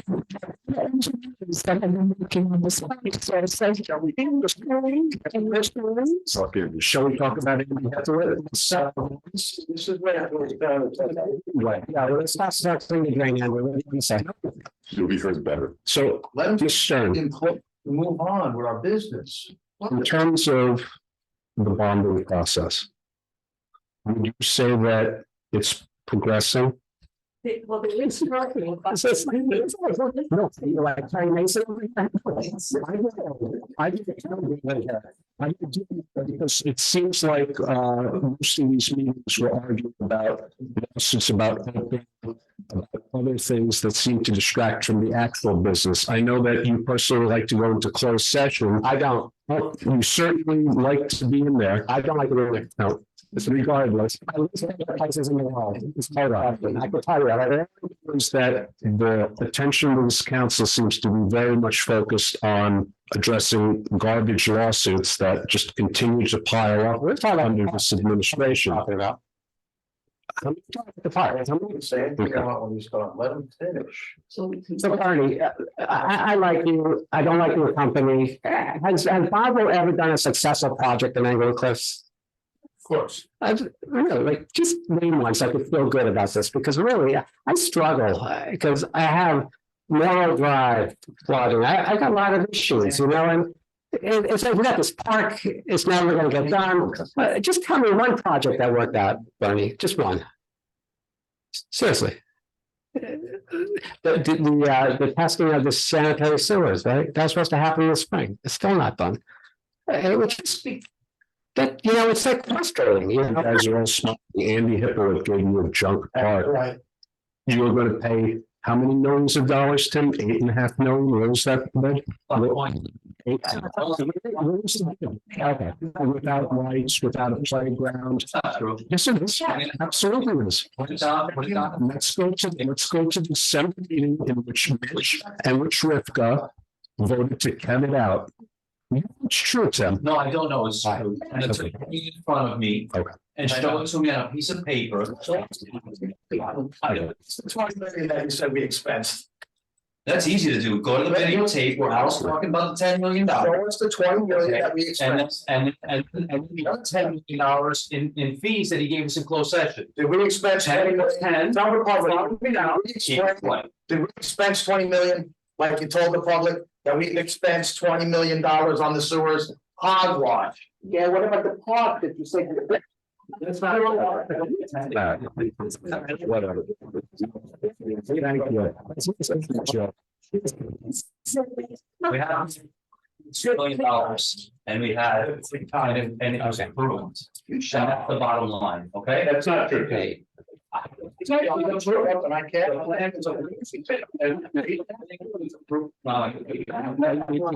sorry, we disagree completely. The bottom approved. The plan was how to go to.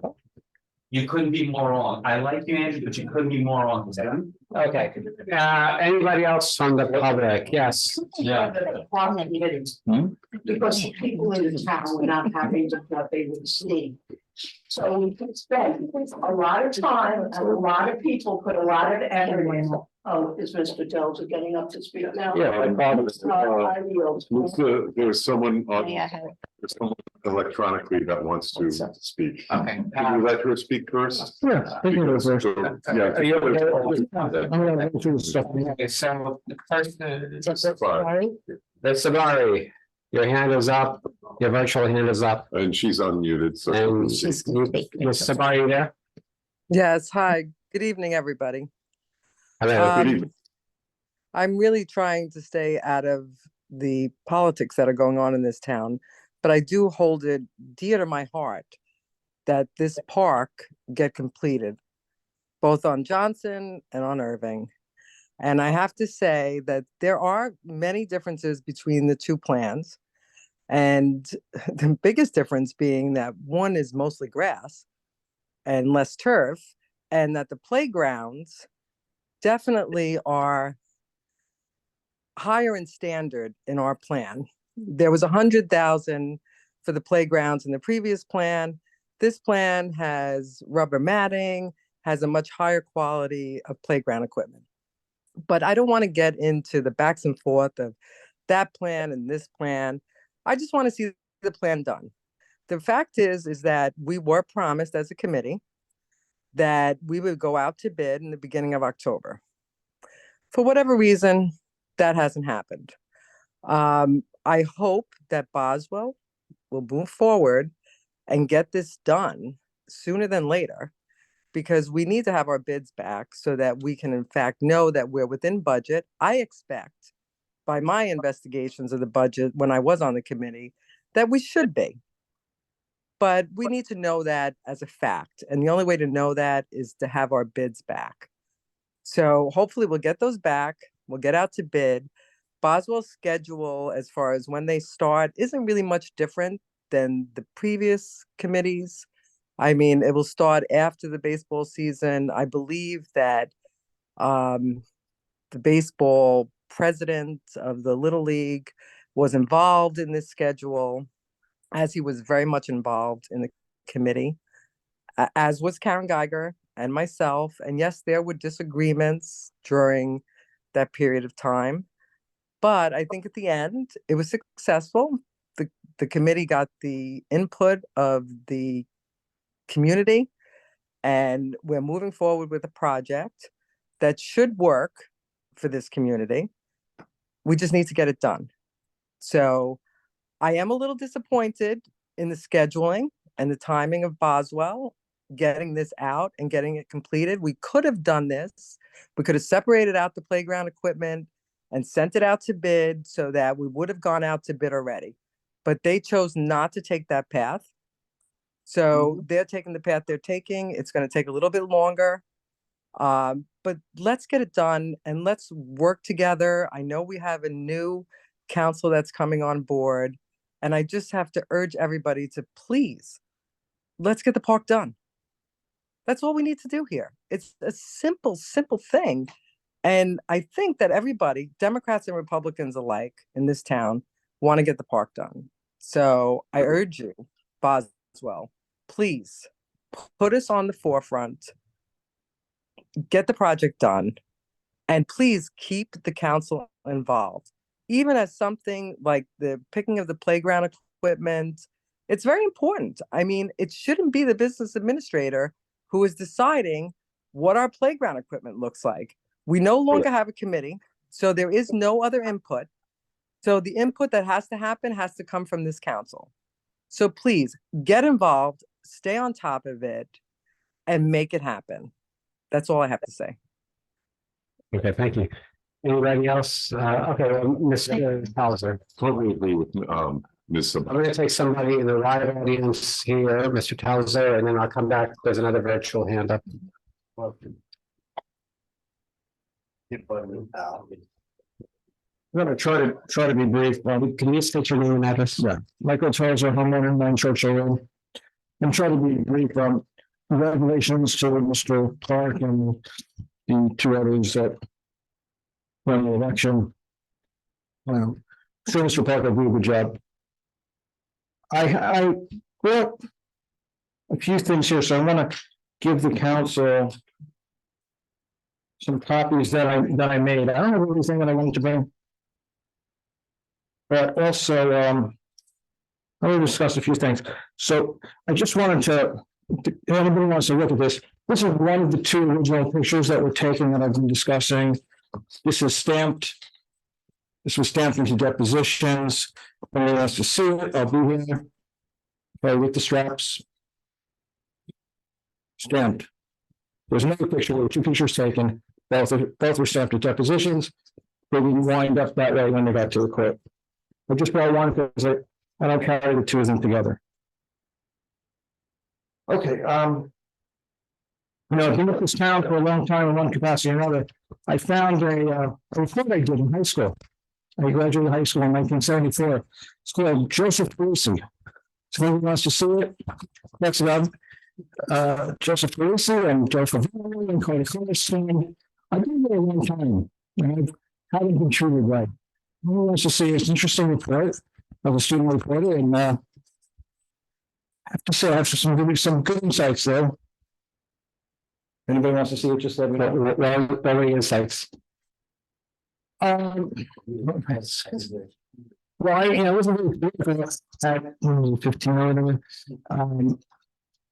My insights were that his father, obviously. I wasn't happy with the way that he spoke with me, and he was very quiet. I thought that he was trying to. I think the word I was using there was mad, and I was uncomfortable as a young man having a grown man speak to me in a way that was mad. So take a look at that. It's quite well done, I have to say. You think they want to read it? I'll read it. Nobody wants to read it? Okay. Yeah, okay, we know enough about him. I don't know. Well, we were talking 50 years ago. These are just some of the articles that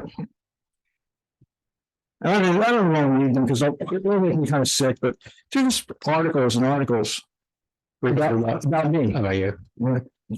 And Mr. Ray, you'll find one interesting. There's an article from 2011, the record, Melissa Hayes. She made 20 mistakes in the article, 20, the record. And someone forwarded me someone, and then she got promoted to covering the governor. So take what you know of that. But what does that say? Many others. Okay, so here I want to it is a former newspaper after all, so it's aren't they all going just about at this point? That's scary. So I sent each of you a 99-page letter.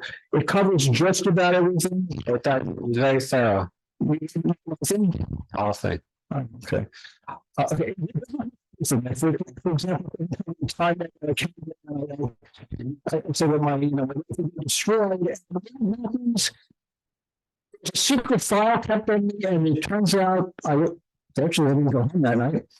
The news chief was keeping a file on me, and he used this emergency suicide hotline. So I can't even say how unhappy I was. And then we spent 2 weeks using the officers scaling out my home under the auspices of a suicide watch. So we're here to help you. Okay.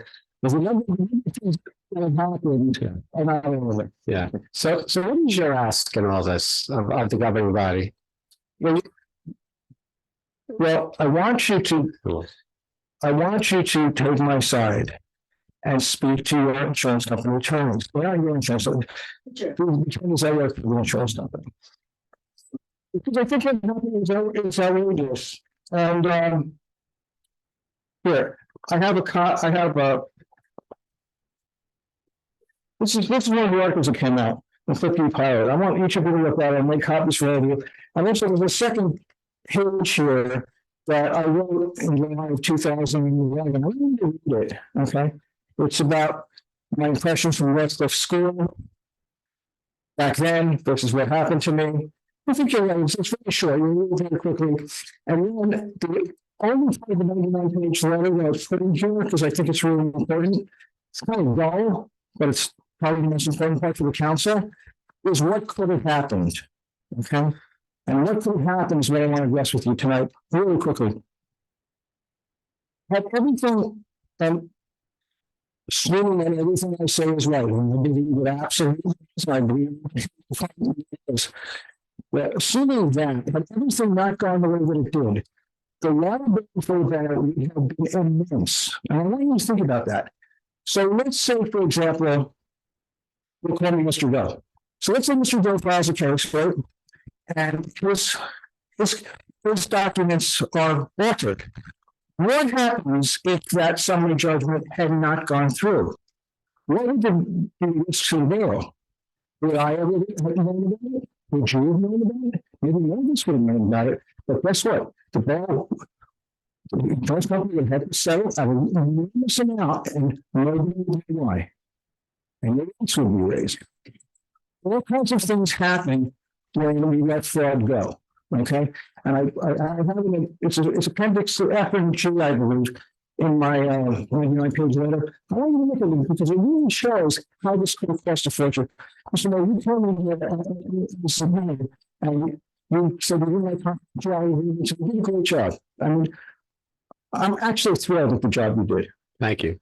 You got one more job to do. That's in my opinion, and that is because you know what this will cost. You're ensuring, and I really healthy. What happens? So you're saying that the two photographs of you were doctored in such a way where you lost your lawsuit against the borough because of insurance attorney fraud from the last time we were here?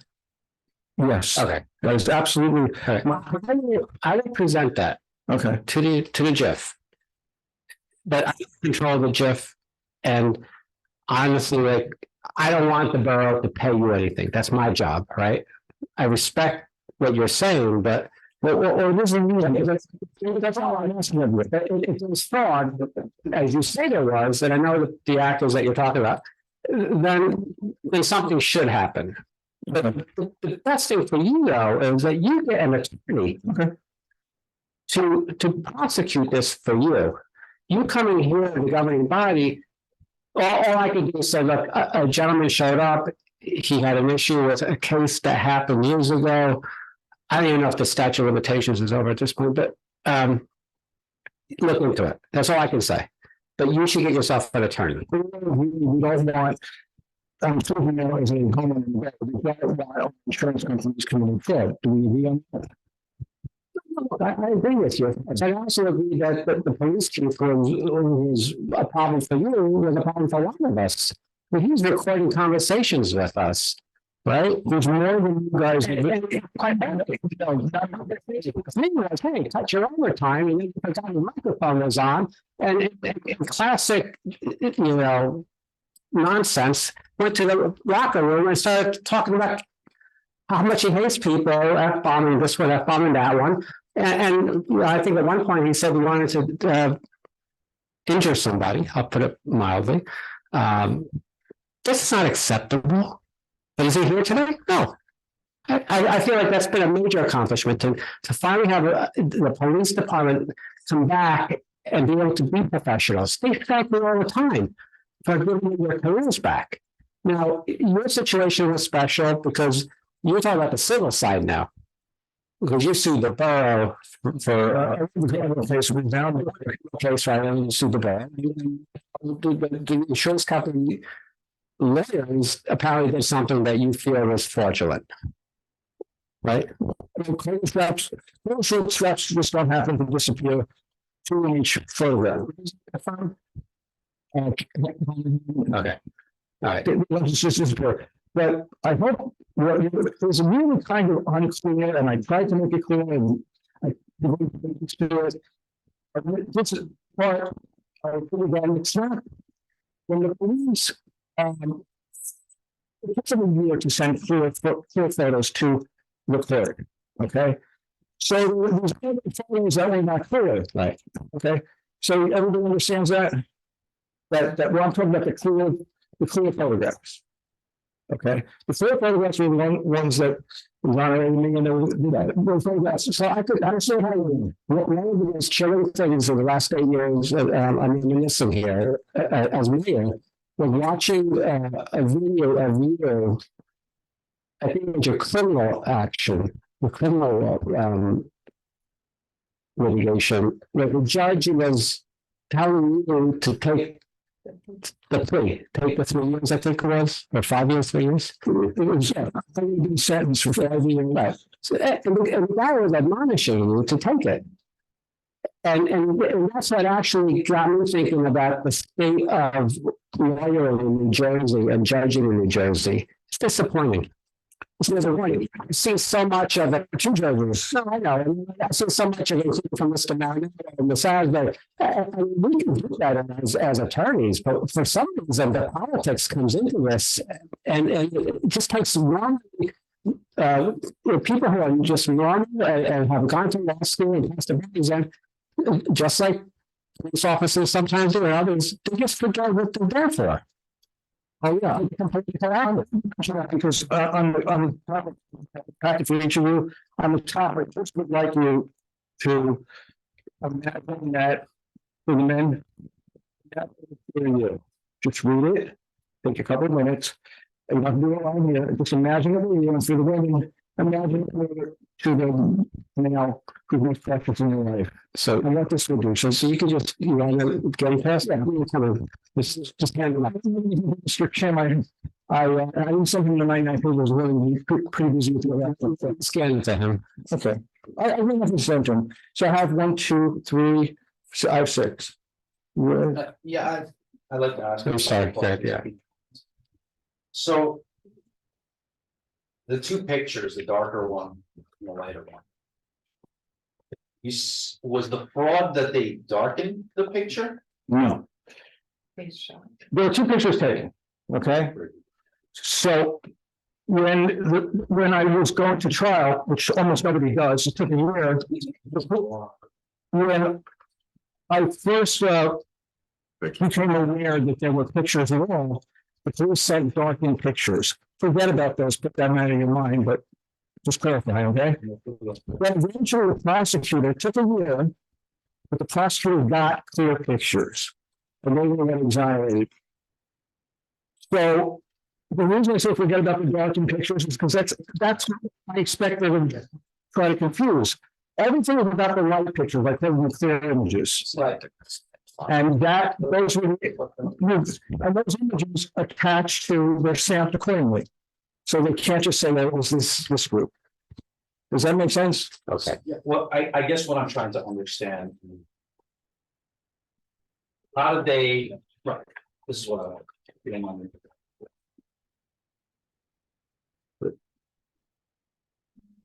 How did they get from this point to the point? You say the insurance company did this? Well, the insurance. I'm sorry. At depositions, okay, yes. I'm sorry, Molly, what were you saying? I believe he said it was his belt. The drawstrings on his shorts, and it's nothing to do with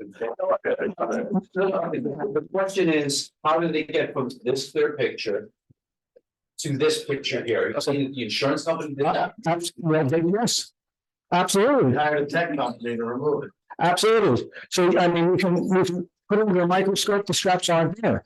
They were in pictures. I have one of the 2 here with me. Really. So my next question then is, why would they do that? Because every single argument I made in my brief stopped making sense. If you look at the shorts, it has the passes. You see that? Yeah. Okay. Well, I mean, the both have them, but this you can see right. So just for one argument, we're talking about that. So, what supposedly accused of, the judge was looking without these coastals. Arguments look absolutely ridiculous. Every single argument ceases to make sense. Every argument.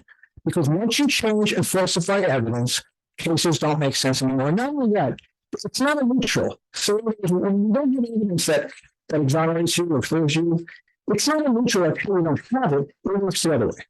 So, look. I see this young man here, right, and I see you standing before us, and I'm very compassionate to what you've gone through, I really am. The part that doesn't make sense to me though is, how come you didn't see this right from the get-go? Like, where's the disconnect? How did you allow that to happen? I'm not saying that it's your fault, I'm just saying, how can you go from this photo to this photo and not raise a flag immediately? Which brought you to. You're not I can describe to you how I felt in those years, and I can actually send you some clips of how I was treated when I came here under Mayor Parisi. I felt as if I was hanging over Times Square, unable to move. You know, it's like PTSD, it's so total that I was trying to just keep myself from having a heart attack, which I ultimately did, but first of all, it was my attorney's job, okay? My attorney should check the evidence. That doesn't mean that anyone has the right to falsify it. But my attorney should check the evidence and he should check carefully. And I am a pretty thorough person, as you know. I think I should have checked it, but I didn't.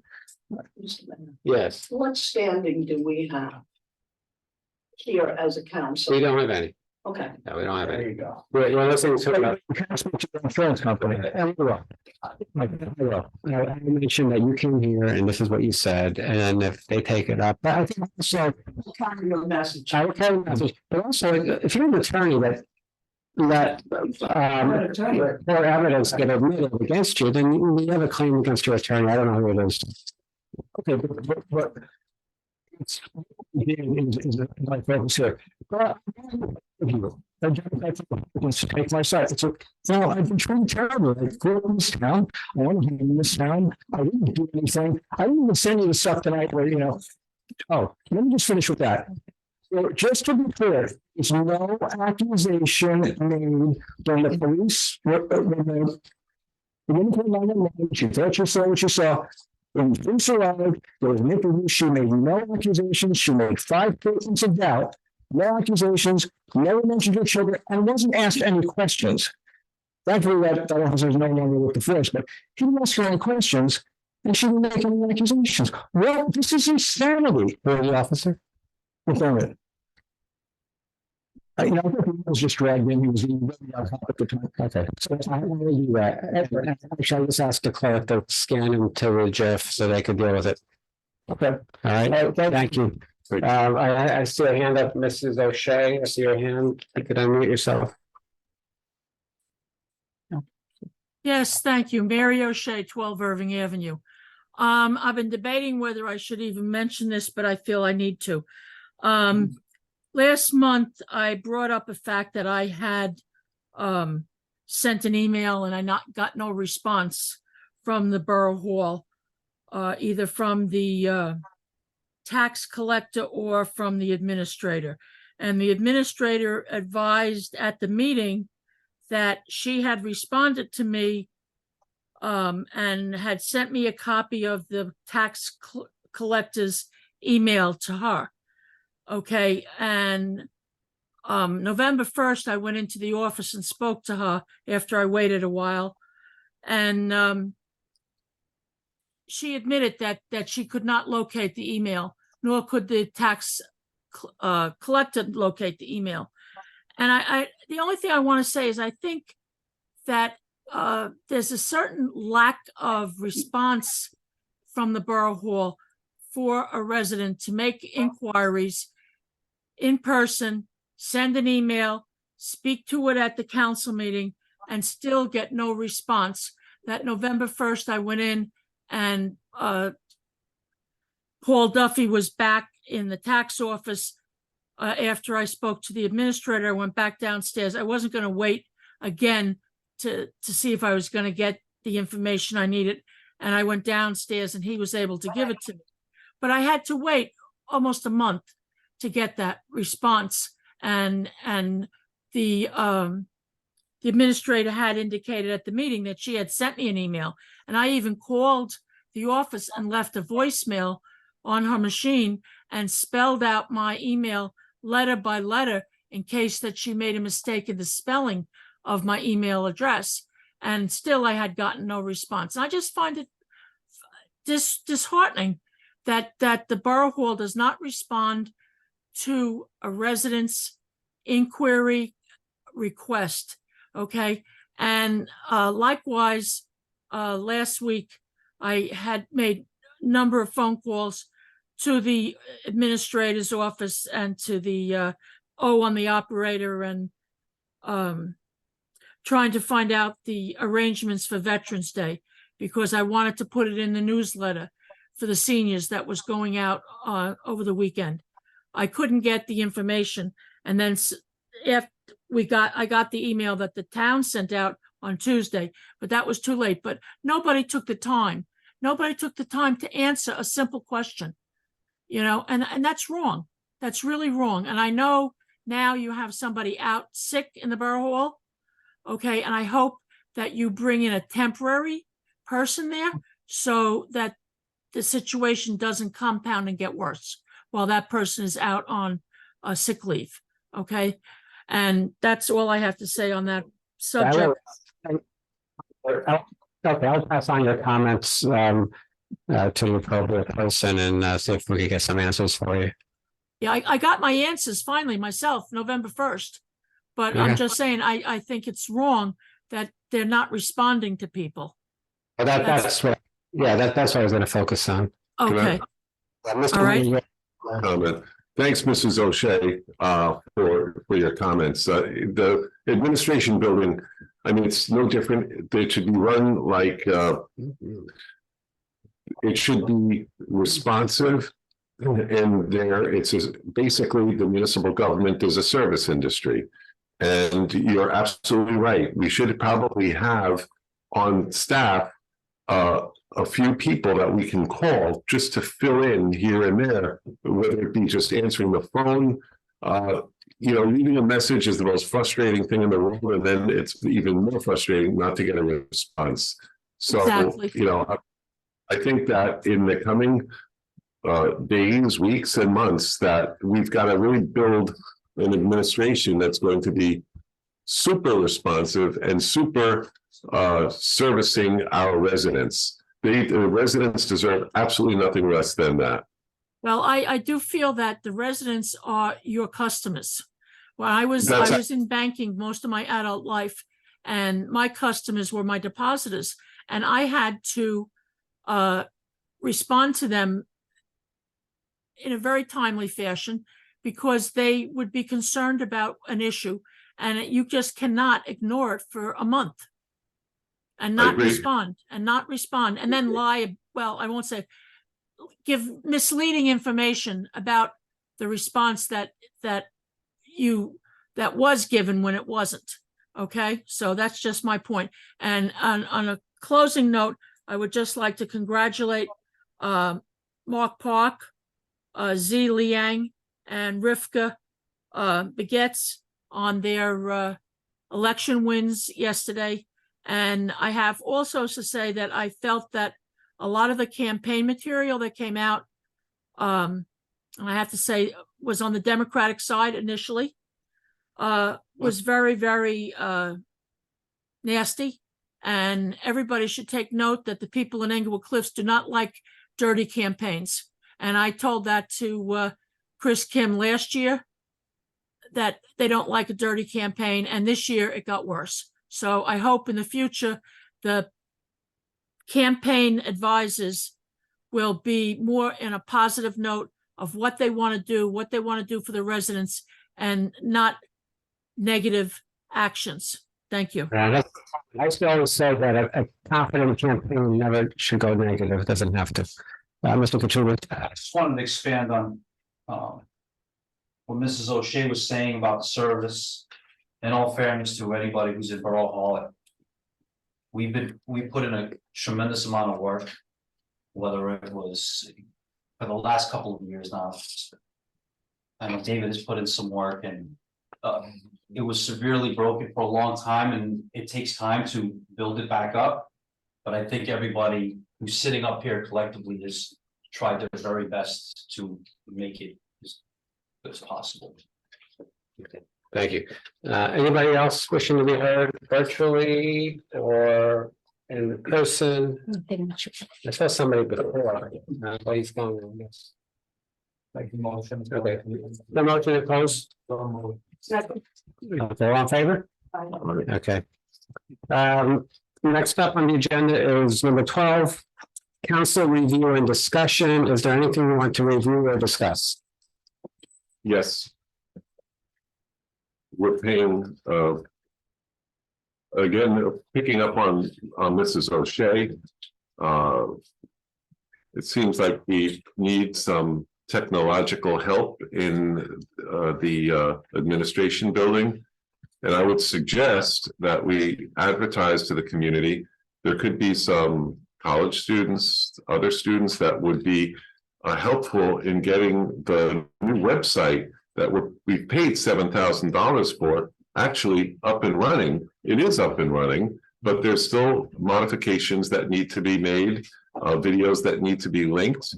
And then we need to, put the old website to rest and bring the new website on board. There's different features that we can take advantage of. And again, the town deserves nothing less. And I think that we should look at, if we need to, and I think we probably need to, getting some part-timers in that are going to help. There's a lot of young people out there that are very tech savvy that can really help bring us, I think, as someone said, into the 21st century. So just so I'm clear, we have the new website. Yes. What would these people do? Populate it? Anything. But what would they do for the website? Well, I took all of the videos and put them onto a new YouTube channel. Okay. Each one of those, now we have 2 YouTube channels, plus it's all mixed up. So So basically, those need to be linked. There's about 250 videos that need to be linked. Okay. There. Okay. And there's other things that need to have, but that's the major lift. All right. The other thing that needs to happen is that we need to get the present web host to release the .org, and then we'll actually have 2 URLs, .us and .org. Oh, what about .gov? Why come we don't have .gov? That was, I don't believe, I mean, we could check into that. So buy as many URLs as you want.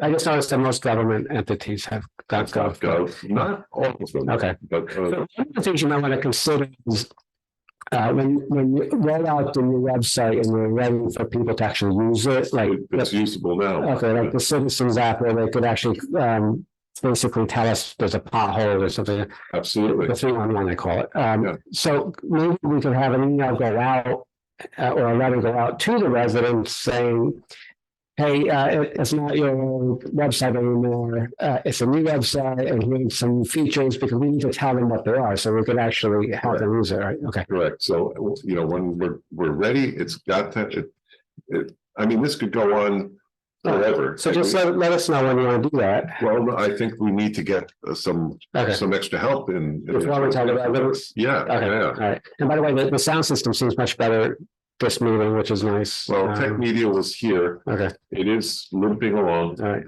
The mixers are very old. He's gonna come, I don't know if he's, Roberta was handling it. She's getting 3 different quotes. I highly recommended to Roberta that we use one vendor, because we use one vendor for audio, another one for video. They're gonna be pointing fingers at each other, and I think it's better. No, I appreciate all the work you did on this also. My pleasure. Yeah, thank you.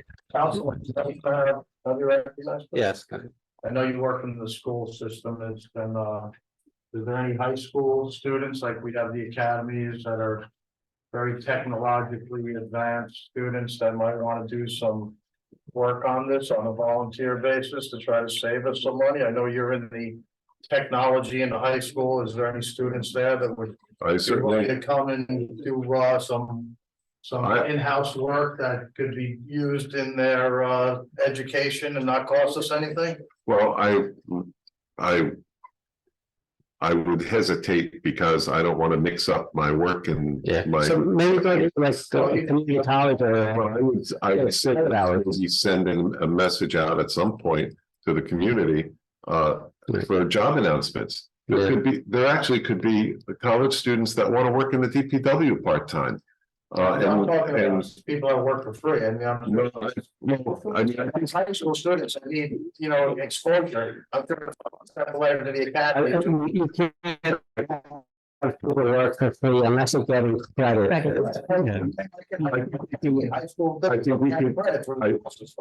it would be. I'm not fucking slave. And by the way, my rule has always been with all in terms of before they passed that law, like if you're working, you get paid. And whenever somebody would come to me and say, well, I'll volunteer with you, I'll work for free. I said, no.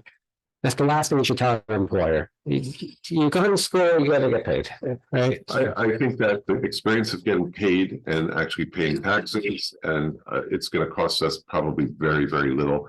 And it's going to give students an eye into this into municipal government and include them. I think we really should look at that. And I'm not talking about just college students. You could talk, you could say if you're get working papers, there's things to do in town. And you know, DPW has work. The administration building, I'm sure, has work. So I think we should consider that rather than hiring a very costly person that you know that is going to be a burden on the borough financially. Thank you. Mr. Katrubis. Yeah, I think it would also help improve this culture. Yes, absolutely. I agree with you very much. They would be appalled. Okay. Committee reports, if you have a committee that you want to report on, just state which committee it is. Okay, payment of vouchers. I don't think the same. Okay, the state mandated best practices survey that has to be done every year was submitted to the state. We scored a 30.5 points and we will receive the municipal aid for 2024. Okay, so 30.5 out of what? They had like about 100, but the ones we did not get the points on were the unscored surveys. Okay, I don't know, so that doesn't sound so great. Payment of vouchers, I have a motion to approve $1,100,372.14, please. Second. Any discussion on that? Payment vouchers. Yeah, vouchers. Thank you. Yeah, sorry.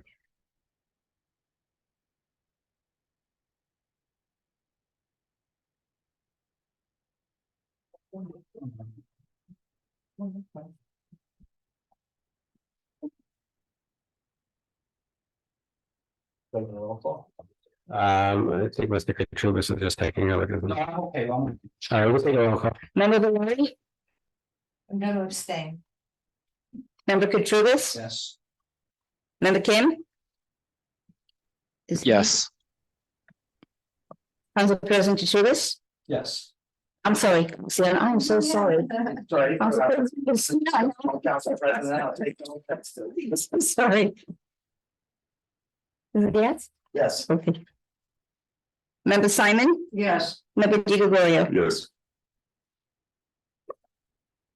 Okay. So consent agenda, all consent agenda items will be enacted with a single motion. Any items requiring discussion will be for the consent agenda. Before we go down this path, which usually takes us 20 minutes to get through, is there anything or any resolution that you want to make for the consent agenda? 19, 20, please.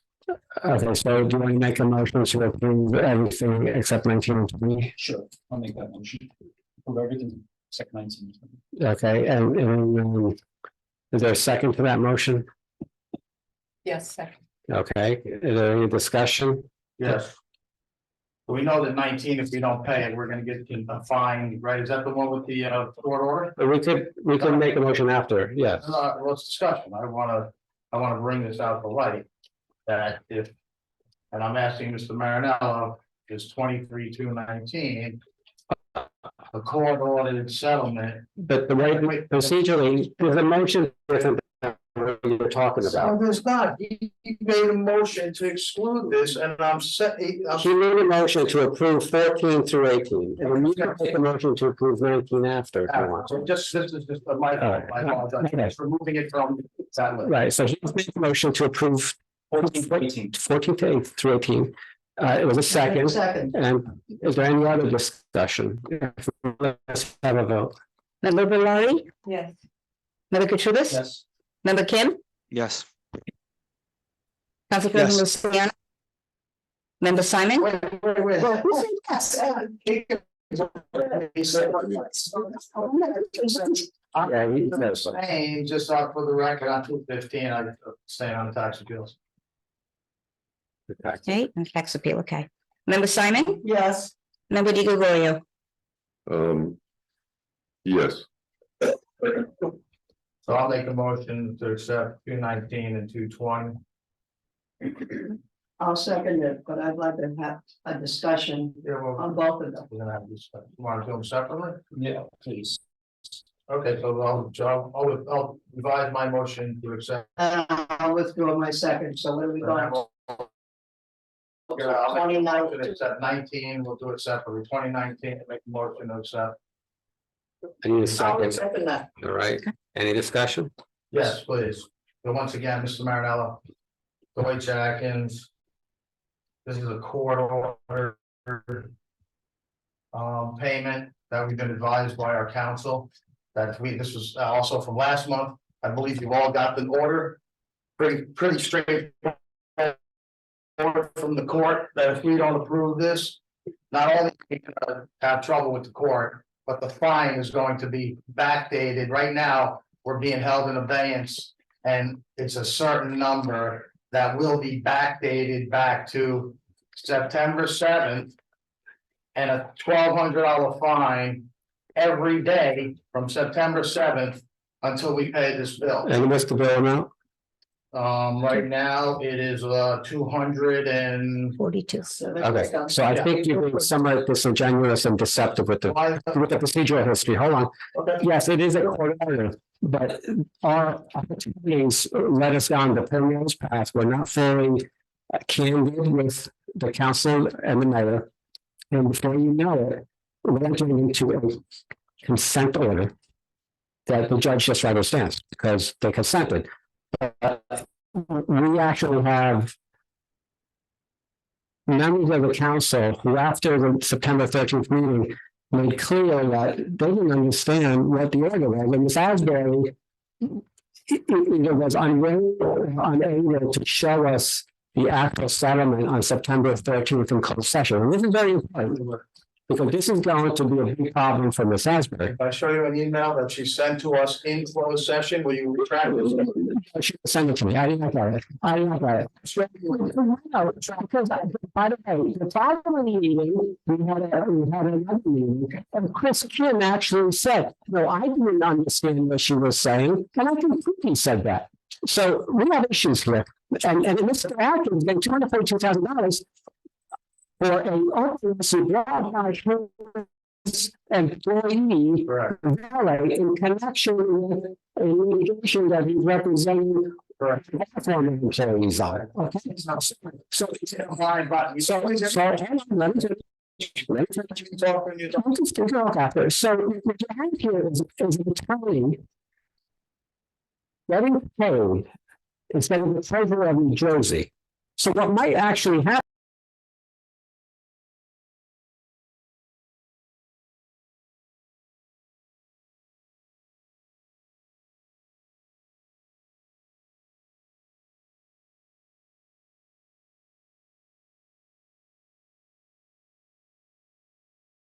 smells. Yeah, six. So let me, one second, Glenn. So I want to ask the borough attorney. If indeed, based upon what we just heard up here, we do not pay this, what is our liability? What do we suffer as a town going forward? Another 75,000 starting tonight. I believe that Miss Asbury forwarded to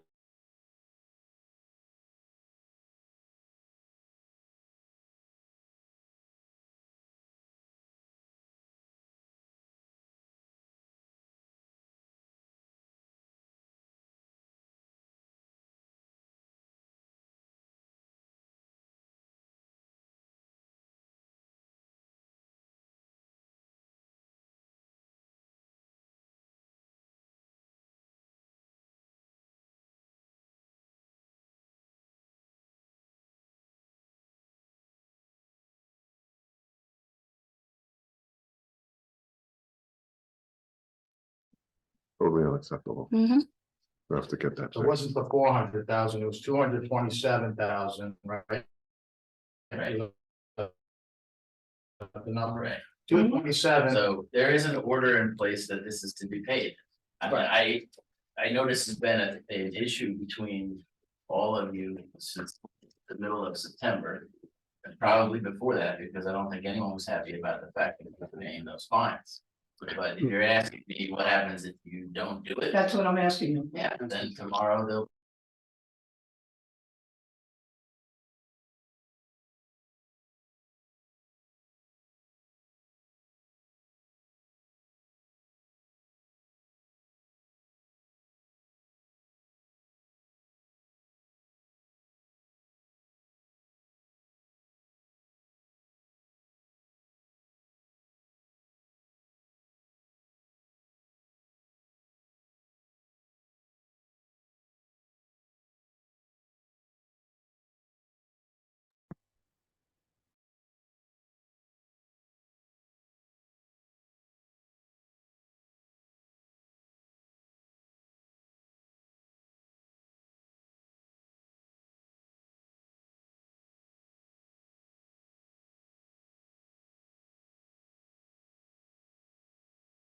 Time for attorneys. Settled, I of course. I don't have any idea. But Do you charge your travel time? I don't. So why did Miss Salisbury charge her travel time? To do with the- I'm asking questions. So she's lost all her credibility with me. That's why. No, it's not that I don't like it. It's why. It's professionally.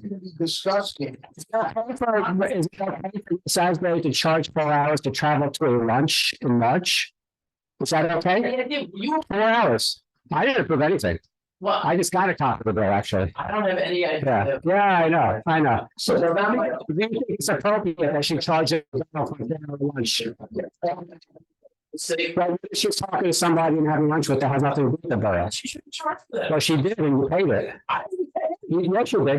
You are, she's acting like you're the action. it. Yeah, so look, I think she basically stole 4 hours from the town, plus all her travel time, okay? And so when we got this, and you're doing that, you brought her in. Yeah. So,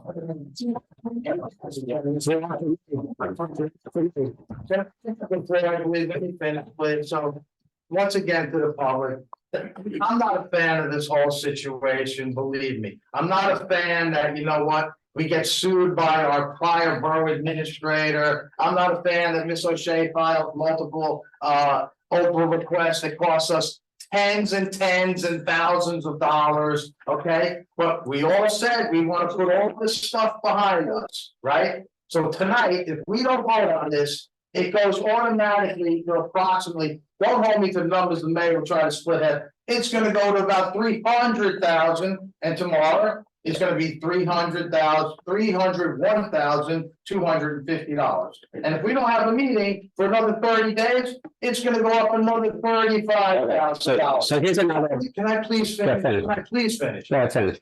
So. The whole idea is there's a court order. It's not only the court order that the mayor wants to split hairs about. Now it's a motion to enforce that order. And the judges said you have, and they're giving us a break from September 7th. So I'll leave it up to my colleagues.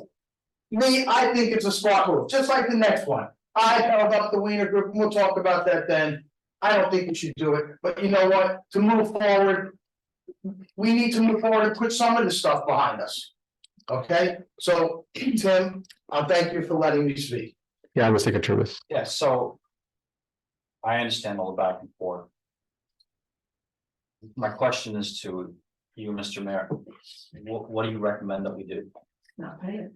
If I was facing a court order, The question. is that what I said, Mr. Marinello? So, Mr. Mayor. So who? To you, yeah. Well, first I would terminate Mr. Marinello, terminate Mr. Asbury. Okay, and then hire the attorney to actually deal with this properly. By the way, Ms. Asbury, since I started working here, I mean, she's only been working for us for a year, has built our firm $15,750. Mr. Mariano's billed our firm $501,000. The ranch has $976,000. And my point is, the quality of legal services that this county sees that is so, it's so, hold on a second. Well, I've been there for 2 years. Right. So hold on a second. So once in a year, she's hired to do what's out there. And what she does is create problems at every turn. On the heads of action. So look, it's disproportionate, the amount of money we pay for legal services and the quality of those legal services is disproportionate. It's a point. It's just, you don't want to talk about that. It's just. Because you're actually to get this guy paid. That's why we're, that's why we're doing. May I be recognized? Documents. Yeah. Yeah. You can check my email, you just never enough. It's just enough. It's just never enough. It's just never enough.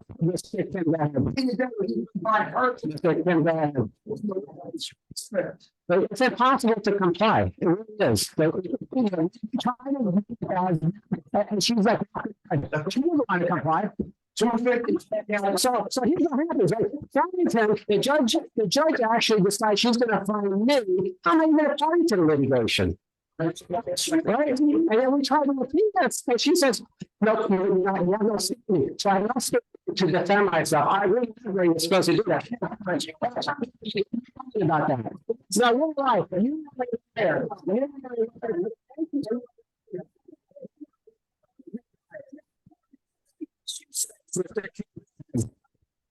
Yeah, I apologize because the sound is going in and out, but you know, Miss Asbury has made us fully compliant on the Vele Oprah request.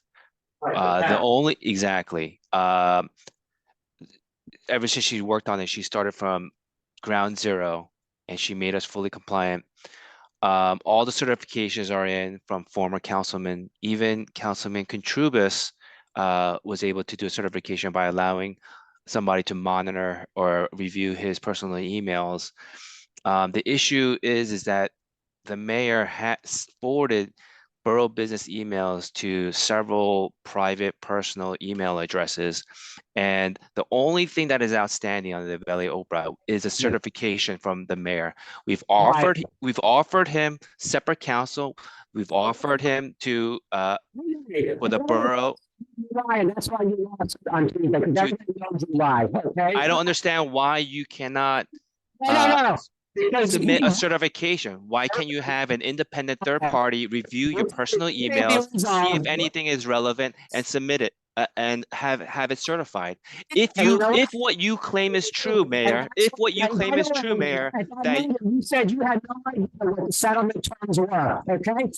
You know what? And I could prove you said that, Chris. The more we know you're wrong. No, that's not true. That's not true. Because it's ridiculous. You guys Mayor, what you brought up 2 points. There in that discussion.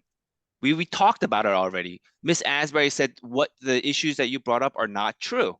So you brought a motion before the court. This was already heard before the court. I was there at oral arguments and I heard it. And the judge had ruled that the situation is of your own doing. The judge in their decision said that this was of your own making, Mayor. So I don't understand. Just certify, let an independent party look at your private emails and certify it. I don't understand. You could become compliant. You can become compliant, Mayor. You refuse to do so, and you put this borough at financial risk for doing that. No, it's not. It's hard. She wanted to set it up. So this is why you lost, because you're not an honorable person, okay? Sure. If anybody disagrees with you, they're not honorable, apparently. Member Valari? It's true though, because I can prove that you said that. in a session. Responsibility for all of this, see how it goes. I don't know. To me, too. It's nothing, and you know, what? It is nothing compared to what was done. So you got.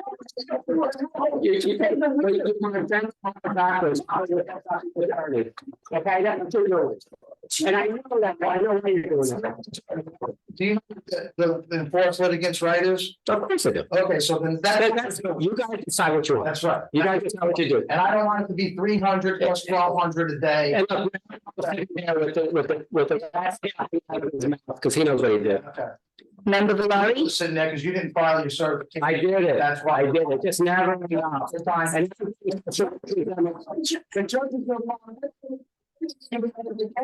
So let's see where it all comes down. Ethics, the judge, to the ethics board. Listen, that's what the judge said that we're doing with it. Yeah, of course you will, just like they'll deal with this. Well, we don't have to deal with this. Right. You are doing with this, because you hire the wrong people. Member Katrubis? Well, Mayor. I'm gonna abstain. Member Kim? Yes. Council President Luciano? Yes. Member Simon? Yes. Member Di Gregorio? Yes. It passes. Okay, and you guys will indemnify the borough when the treasurer of New Jersey comes back and wants to get paid, All right? we're gonna do is show the order from the. Yep, and that's fine. And then you go back and say, oh, I'm paying this one. To accept the 23-220. I'll Second. But I'm I wouldn't pay this. Why are you guys paying this? That's stupid. Why are we paying it? It's Because, just, okay, so you want to sell us right now. forget simple. Well, now here, this is the mayor's answer, because you know what? Your tax money doesn't mean. You throw $50,000 at the door.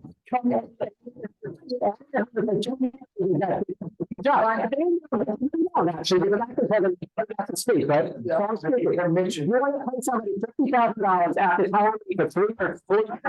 You don't like that. Go to court. So how are you settling it? It's ridiculous. Go ahead. Thank you.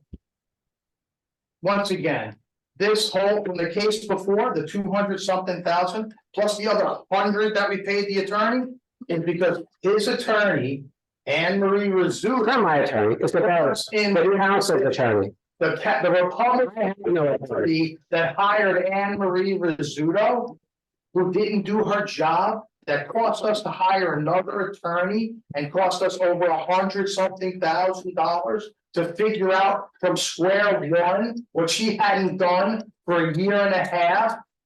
So now, once again, it could potentially be a malpractice case, but you know what malpractice cases cost? A lot of money and a lot of time. He don't care, because you know what? I do care. Tax money not coming out of his. Well, that just shows how unprincipled you are. It is, okay? That just shows how unprincipled you are. So if you don't have a good job, why are you paying them? Because you know, as an attorney, as well as I do, it's not gonna be the fact of whether they did a good job or not. The court, because the lawyers who are judges are gonna sit there and say, you know what? That lawyer really did the work. They could have done the crappiest job in the world. You don't sound very confident. Did the work. And you know what? No, because I. So for 3 years, for 3 years, you've been saying she did a terrible job. For 3 It's every time All right. to challenge something is we've lost and we've paid. Not true. So we're trying to put things behind us. So their bill is I'll make up a number, approximately $120,000. They taking a 50-cent, almost 50% haircut. Why not 90%? And it won't stop us from doing other things later on. 190%. What? Why not? Because they refuse. She negotiated it. They refuse. Who negotiated it? Did you negotiate it? It's gotten there right there. That's their first mistake, to have him do anything. Bills if you pay like 50% for your clients. None.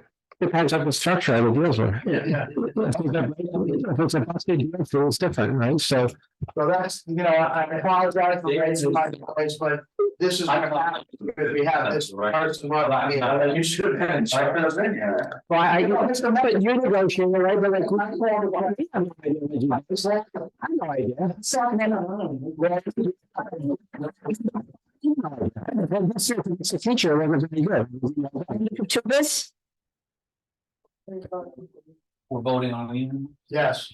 I was. Before was just in jest. Was the- it's not- That's quite all right. Councilman, I didn't hear you vote. I'm sorry. I'm gonna abstain. I don't think that you should get paid anything, but I wasn't involved in these conversations. If that's what you guys wanna do. Yeah, you guys were involved, we weren't. Member Kim, I wasn't even Yes. sitting. Council President Luciano, Member Simon, Yes. Member Di Gregorio. It pains me to vote, but I tend to agree with Councilman Luciano. Just get it behind us, get it done, and let's move forward, and let's not make any mistakes again like this. Those days have to be over. No mistakes, so I'm voting yes. Pay it, pay it. Any passes. What? Well, I just want to know that we're not finished with Oprah lawsuits. No, we have Carol McMorrow coming down the pipe, which is going to be even. Well, I suggest you change your own time if you're dealing with that, so. It's the future, I mean, it's not gonna do a very good job for you, so I was, Well, I'm sure if we all filed certifications the right way. yeah. I mean, we had the problems that we had. Mhm. You had the problem. Right, and $250 a day. So you know it's unethical to speak about ethics complaints, but if you and the judge are working together, then that's fine. The judge too now. I don't need her mouthpiece at this point. Yeah, well, she shouldn't have done that, that was inappropriate. There's something she wants to. Yes, I'm sorry, go ahead. I'd like. Yeah, that's all, go ahead. I'd like to make some motions, please. First motion I'd like to make is to nullify any indemnified provisions in attorney and professional contracts that we have. That's a good one. I second that. Any discussion? Yeah, who do we have, who is that involved with? You voted for it. Well, I don't know what he's talking about. Can I just step in here? You've already made this motion, Right. it's passed. Yeah, I just wanted to make sure that. Any indemnified provisions, I thought I think the only name that was inspector lawyers last time, we're saying everybody, everybody. all professionals. I don't think it's in any other professional. Well, just in case, here you go, it's done. And I just wanted to make sure that language was clear because I was under the impression that. It wasn't So who is included in that? All professionals, professionals. All professionals. including professionals who act unprofessionally. Oh, I see. Like the mayor. Why would you just, like, really, I mean, that's, Member Valori, it's like, you shut up. Was there a second to that? There was, Okay. The second. I did. Member Valori, pay attention, will you? Member Katurbis, Yes. Member Kim, No, it'd be a violation of our contractual obligations if there are such provisions in our contracts. There you go. Council President Luciano, No. Member Simon, No, Member Di Gregorio. Yes. Me, it's a tie. Oh, it's a tie, yes, I'd like to make another motion, please. okay, I'd like to make a motion to terminate Mr. Serenian. that's another good one. I second that. Any discussion? Yeah, I'd like to know who you're replacing. We have, you always just to give me, who are we replacing him with? We'll find somebody. We'll find If I had, you had one meeting left. So, I mean, you're doing all this with one meeting left. That's okay. Gentlemen, I would like to remind you that we have a December 15th deadline to close on the Michaels project. We need counsel to represent us who is familiar with the background and information regarding our affordable housing litigations. We're not concerned about that. Thanks, man. Can I roll call? Member Valori, Yes. Member Katurbis, Member Kim, No, Council President Luciano, No. Member Simon, No. Member Di Gregorio. I think we can wait for one more month to do that. So I'll vote no. Okay. I'd like to make a motion to terminate Dr. Powell. Terminate who? It's not powerful. He's the one that's reviewing. That's another good one. The one that's trying to come up with the numbers that really we might have a penalty for, you wanna fire him after he's done the work and gonna be paid. What? Who are you gonna have to replace him? Look up somebody. Well, That's a good, we'll get somebody. You got to later, don't worry. I have to say that I contacted Dr. Powell. And I did not receive a response. I wanted to know what happened with his meeting with Mr. Tansman. And I find that objectionable. That there was no report, there was nothing, it was just radio silence. So Did you share that correspondence with anybody? Because you're a big fan of telling us how everybody should be in the loop. And I hear a lot of things about you contacting people and never be included on the email. technically, I'm not allowed. If you're. Technically, I'm not allowed. On the other side. Technically, I'm not allowed to share it with more than what, 3 people, 2 people, including myself. I think that's the. Okay, so what you're saying is you're sharing with some of the council and not all the council. I'm not allowed. I am not allowed to share it. With the whole council. You're So you allowed to can't- share it. You're allowed to share. You just can't have the conversation with more than 3 council members at a time together on borough business. Where there's a vote, apparently, according to the mayor, you have to have a vote on it to be illegal. Who on council actually have ever gotten a report from Mr. Power over the last 6 months? I didn't even know that either man existed. I didn't even know you met with Tansman, right? Okay, so Councilman De Gregorio, who you've been sharing this information with? I don't understand. Nobody on the council knows about it. Specific questions about. Talk about it in the closed session about how we needed to hire someone. Okay. Numbers that were presented. This is a motion to terminate the Bob Powers firm and that's not right. Unbelievable. So Just go for it. motion to terminate the Bob Powers firm. Just let the taxpayers vote. It's been a motion and a second. Yes. Member Katrubis, Yes. member Kim, No. Council President Luciano, No. member Simon, No. member Di Gregorio. Yes. Time, Ray. Okay, yes. There you go. Okay, I'd like to make a motion to replace Mr. Marinello as the borough attorney with Mr. Matt Mensch. Mr. Marinello, of course, will be continuing all the projects that we're working on. There will be a transition. We'll work out the details with Mr. Mensch. That's another goal.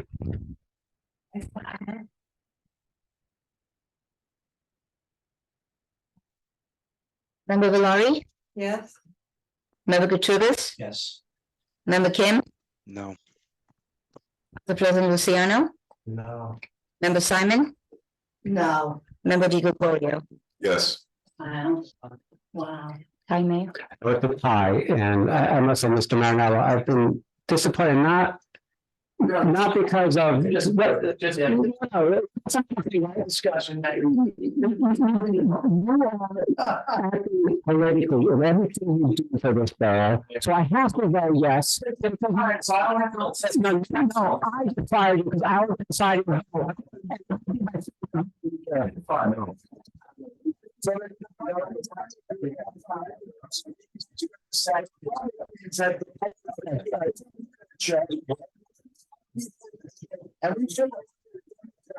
Yes, the Republic. Yes. Outrage or whatever, I draw the blank right out. The man who used to be on Chris Christie's team, but they're gonna say how we only hire Democrats and. No, that's a. The Democrats only.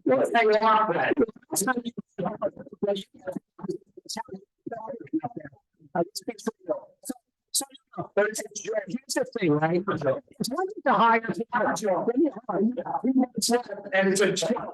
Hold on, let me just say this. It's one thing to hire people like political. But it's another thing if you hire an attorney, at least please put your politics aside and just be an attorney, right? That's all you wanted, Joe, and you failed. You failed.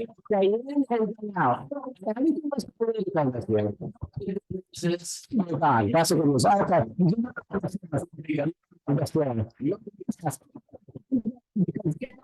I thought that I was term limits, I'm going, you're going because you're terrible at what you do, because you're political. I mean, I don't think, Yeah, I don't think you're being fair, Mr. Mayor.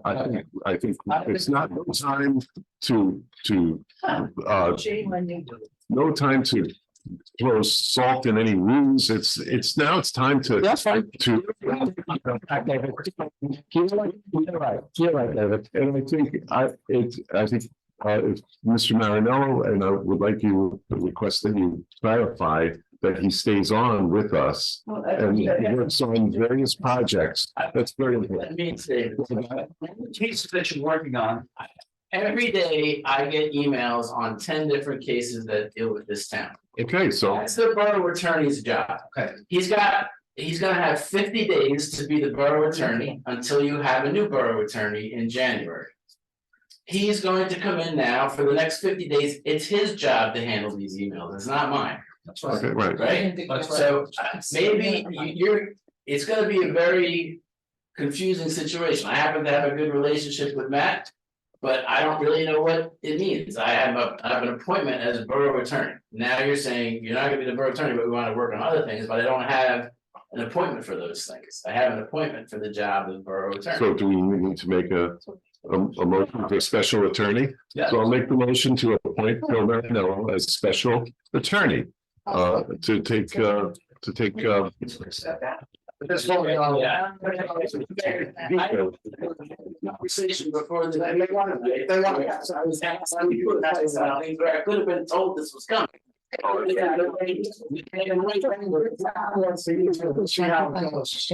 still gonna be working on these cases to transition, we're just trying to ensure a smoother transition. Okay, it's not, I understand that. Why didn't you wait 2 months? why can't we begin now? Yeah, go ahead. Okay, whatever, just start. It's not my concern. Okay, Concern of the incoming. is there another motion, is there a motion pending? Insurance. Yes, we're gonna appoint. Marinello as special attorney. Until we make it a smooth transition. And maybe even longer. Is there a second? Second. I second that. Member Valori, Yes. Hey, who's that talking? member Petrubis, Yes. member Kim, member Kim, Smoking break. I'm sorry, like sound was coming in and out. Is this motion to have Mr. Marinello appointed as special counsel? I'm sorry, I didn't hear that. Can you say that again? I said, you don't want it, so vote no, let them know about it. I'm so sorry. Can you say that one more time? I really can't hear. Once again, I said, if he doesn't want it, they're gonna fire him, but they're gonna keep him on as special counsel, so they can start the transition correctly. Well, that just means that all the literature that went out that said we have a super majority is a bunch of crap. It just means that they don't really care about anything except what they want. They hire Mr. Mensch, you're actually like they're talking about Democratic friends, Mr. Mensch, Republican mayor, Chris Christie's chief of staff, Chris Christie, the Republican governor. Well, he has there. That's my point. I'm sorry, Laura, what is this motion for? I'm sorry. Motion is to have Mr. Marinello be special counsel to certain matters. I'll vote for that, yeah. Council President Luciano, member Simon, member Di Gregorio. Yes. You passes. So it passed, okay. Now you have to decide. Anything else, Mr. Katrubis? Accepting. Yes, There you go. motion to make, I talked about it with Joe in the back, regarding post Pollock. Perhaps it's a better idea to keep Antonelli on as a full counsel, this way can work with them and try to resolve any differences that you may have. And try to get us past this point. That's fine, but post Pollock off of Belay. and just put Antonelli on valet. This is. And she could do the others.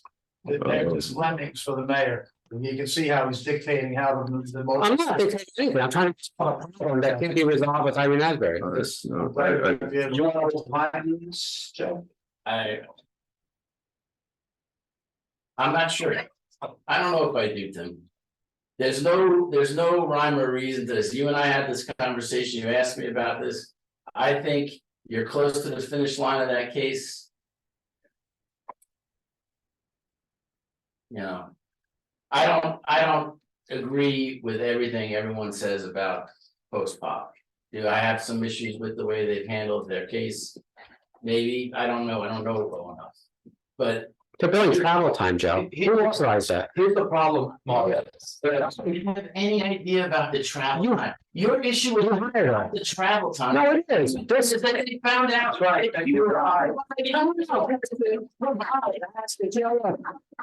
Look, Did you say? 2023, I travel to Apu, a restaurant. With Francesco Tadeo Esquire, return travel. I don't have any. $700. Francesco Tadeo is, she's charging me for having lunch with him. She's not charging you. Yeah, no, she's charging me. I'm responsible for it. March 24th. March 24th, just bring it up now. So like, how the constant person is doing this? And every entry that she comes up, she's doing this travel time. Yeah, I'm going to should have turned it postponed. Yeah, I'll second it. You know what? Let's do it. Let's do it now. Come on.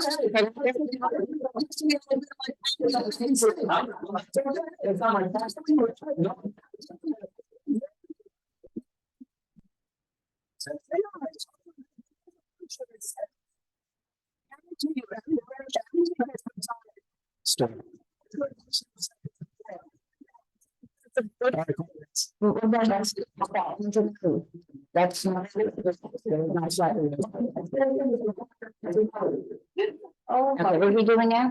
What? the motion, please go back to the motion that. Yeah, postponed. No.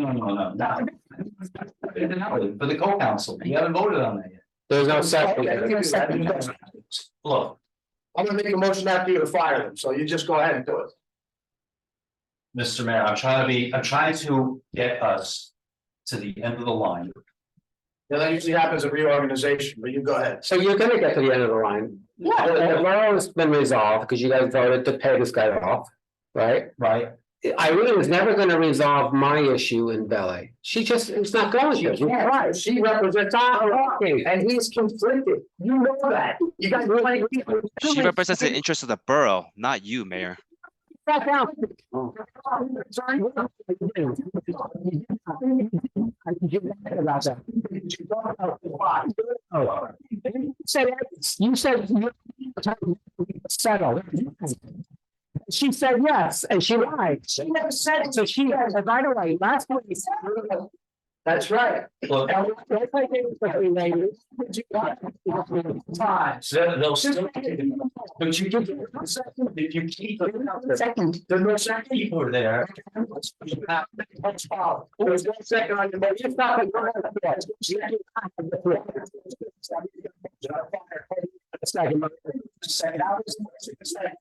Maria seconded it. His running mate there seconded. Nobody heard that. She seconded there. Antonelli? Not for Antonelli. No, Antonelli. Has got to be. No. So I'm But the second for Antonelli. and I have a second. That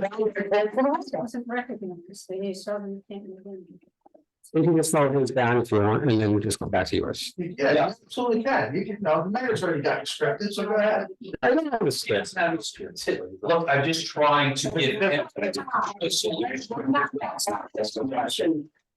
There's a motion. There you go. The motion fire was all used. No. Please call, roll call. Why can't we just discuss this without all this shit? Saying to hire it to. floor, stop talking. Because talking, you don't, you never be mayor, we know that.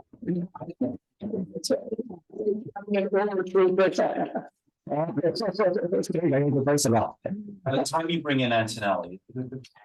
I made a motion to call the question and it's been sent. And they figure everything out. You've used it. Stop, you don't have. Discussion stops. Right.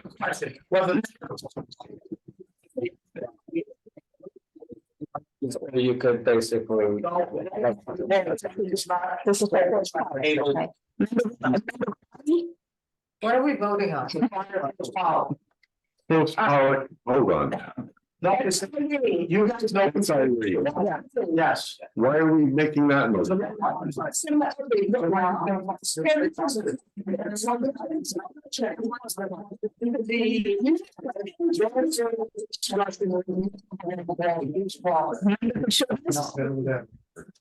Did you say now? Okay. Member Kim, Yes. Council President Luciano, I can't. Oh, I'm sorry. What? Oh, okay, go ahead. Fire. No. Member Gilberto, Do not fire her, no. Let her feel fire. Her, Oh. I mean, correct? Okay. So Wait, all right. Okay. What's the motion on? I just can't, I can't.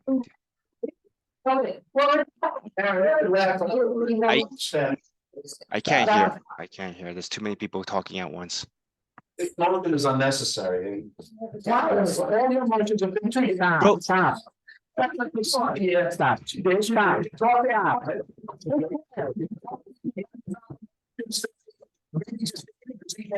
Everybody Just stop. you're the mayor? No, Yeah, I know, you just pulled it out of the air. I can't hear what's going on. But it's,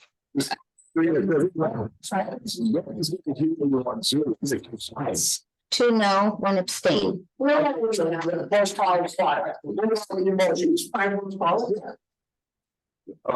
else? I didn't even have to break the tie. There you go. You have a great start. Anybody else you got in the little bag of tricks? I guess we're gonna have to fire fire Antonelli then. Somebody had to cover this case. I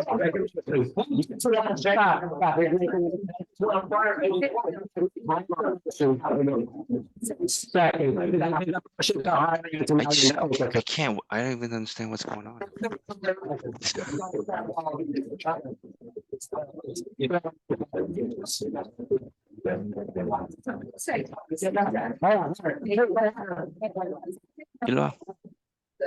Member Katrubis, Why are we voting on?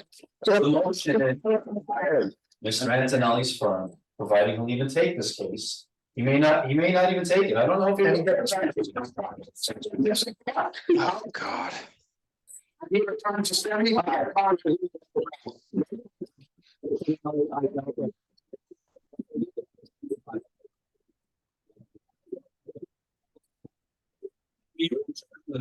Yeah.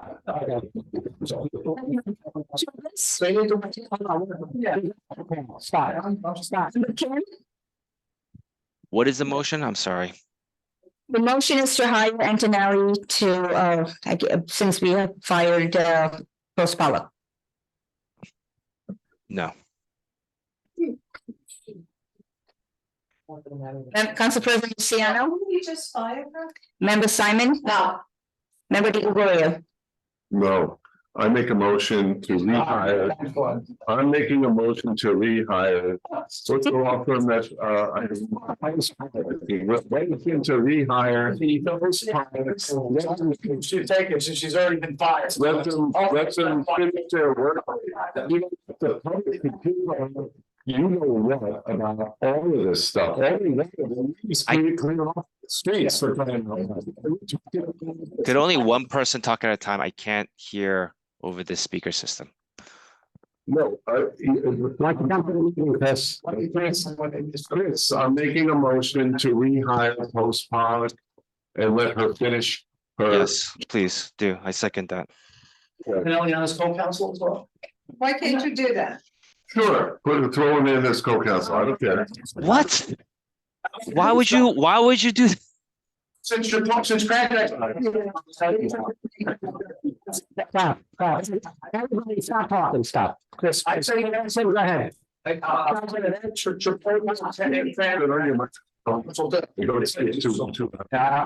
tell you why we even discussed this, and sometimes I wish I never even brought it up at this point. But Yeah, sure. no, it's true. I'm sure. I know that the mayor is having a lot of difficulties in these butting heads with the attorney over at Post Pollock. Why is And- that, Tim? Why? I can't answer why.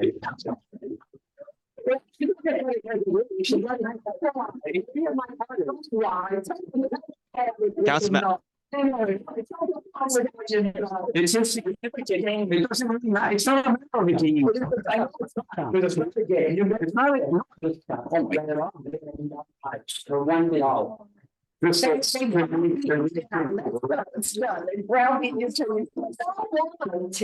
doesn't matter. What matters is that it's. there's a happening. motion on the floor. There's a motion on the floor, isn't there? And we're trying to get past that, Chris, and I propose bringing in a co-counsel, so his firm can work with that co-counsel, and perhaps they can diffuse the situation, and then maybe they can get to the end. And we can solve the problem and we can move on. Oh, yeah. I appreciate that. It's not. Not to be attacked, right?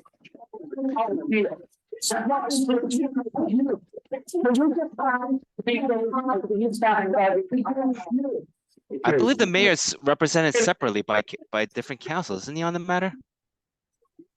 No, not until just post. No, my motion is to hire, left. You're over here freaking. Certified. Then that's fine. I hate to say it.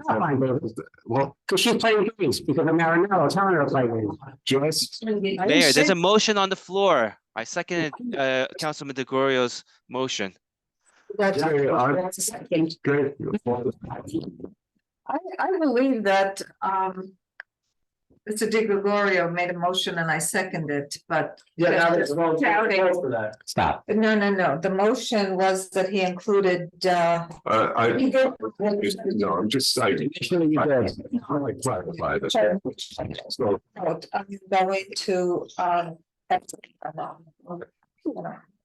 stop making noises, please. Okay, member Katrubis, Yes. We're voting, this is just to hire. correct. I would ask, that's what she said. He voted yes He already. didn't vote yet. Oh, no, he didn't. You're calling me? Yes. Welcome to the meeting, Chris.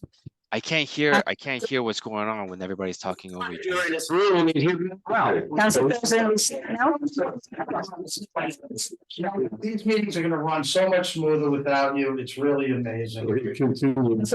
Sienna, I'm not hiring anybody, no. Oh, my God. member Simon, Abstain. Okay. and Mrs. Gregorio. Yes, so what's the vote? So we have 3 yes, 1 no, 2 abstention. Who else? Can you add it to 3? Further? You know, you really are not a very nice person. Okay. It really is true. Okay, what's next? One more thing, please. Yeah, this is, I love this. You're really gonna love it. I just wanted to congratulate everyone on a very hard fought campaign. And I think that we should all take a moment to sort of appreciate. Try not to laugh so hard, but. No, sort of appreciate, what we have to go through to do this job because it's not easy. But we also have to, one thing that I think that we've all forgotten is for the first time in the history of Englewood Cliffs, we've finally voted in a Korean American mayor. He's our first. So that's something that our community should be proud of. And I congratulate Mr. Park on his win, because for him, I know that it was very important and it's a historic moment for him. I'll congratulate Zillian on his win as well. Second time around. And Rivka Biakas. And also to the opponents, because it was a spectacular fight, and it was congratulations all the way around. Leave it at that.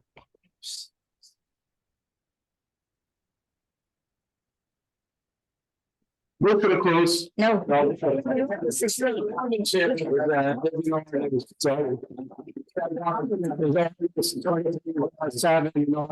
Chapter 3, Police Regulations, Section 3-3.2. Entitled Defining Qualifications and Types of Noise That Are Prohibited. This is the actual adoption, so we got a public hearing, okay? I have a motion to open to the public just on this matter. I need a second. That's the way. Motion to close. No, we need a motion to open. You in favor? I know. Okay, is the public commissions to be held on this? Okay, got a motion to close. Close to. Close to the public, okay. Got a second on that? Seconds. In favor? Aye. Okay, got a motion to adopt ordinance 23-07. Motion. Second. Discussion, None. roll call. Member Valari, This is adoption of ordinance 2307. correct. Okay, yes. Melanie, really, you are rude. Member Katrubis, I just thought you'd abstain. Well, why would you say that? Because I just expect you just like that with a concern like this. Oh, my God. Member Katrubis, Member Katrubis, This is for 2307. yes, Is this the noise that's yes, it's the noise. over at restaurants? Yeah. In the town, it's not a restaurant, it's a whole town. Is this just? No, it's not, it's, No. yes, I know. it's for the whole town. Started, Okay, but it's still. are we voting? What are we doing? Yes, I'm We're not reading, saying no. yes. Member Kim, Yes. Council President Luciano, What's so hard? Yes. Member Simon, Yes. Member Di Gregorio. Yes. May passes. All right, so I can adjourn. I have some motions. Let us do some motions. Not the motion. So let me take it with you. Hang on 1 minute. All right, got a motion to adjourn. I make that motion. Thank you. All in favor? I was expecting to give me a little time. I appreciate Favor? it. Fellas, you guys- All right, happy Thanksgiving, everyone, and don't forget Veterans Day, 11 o'clock on Friday, being observed. Out with weather. Good weather. Good job. You didn't live with us then.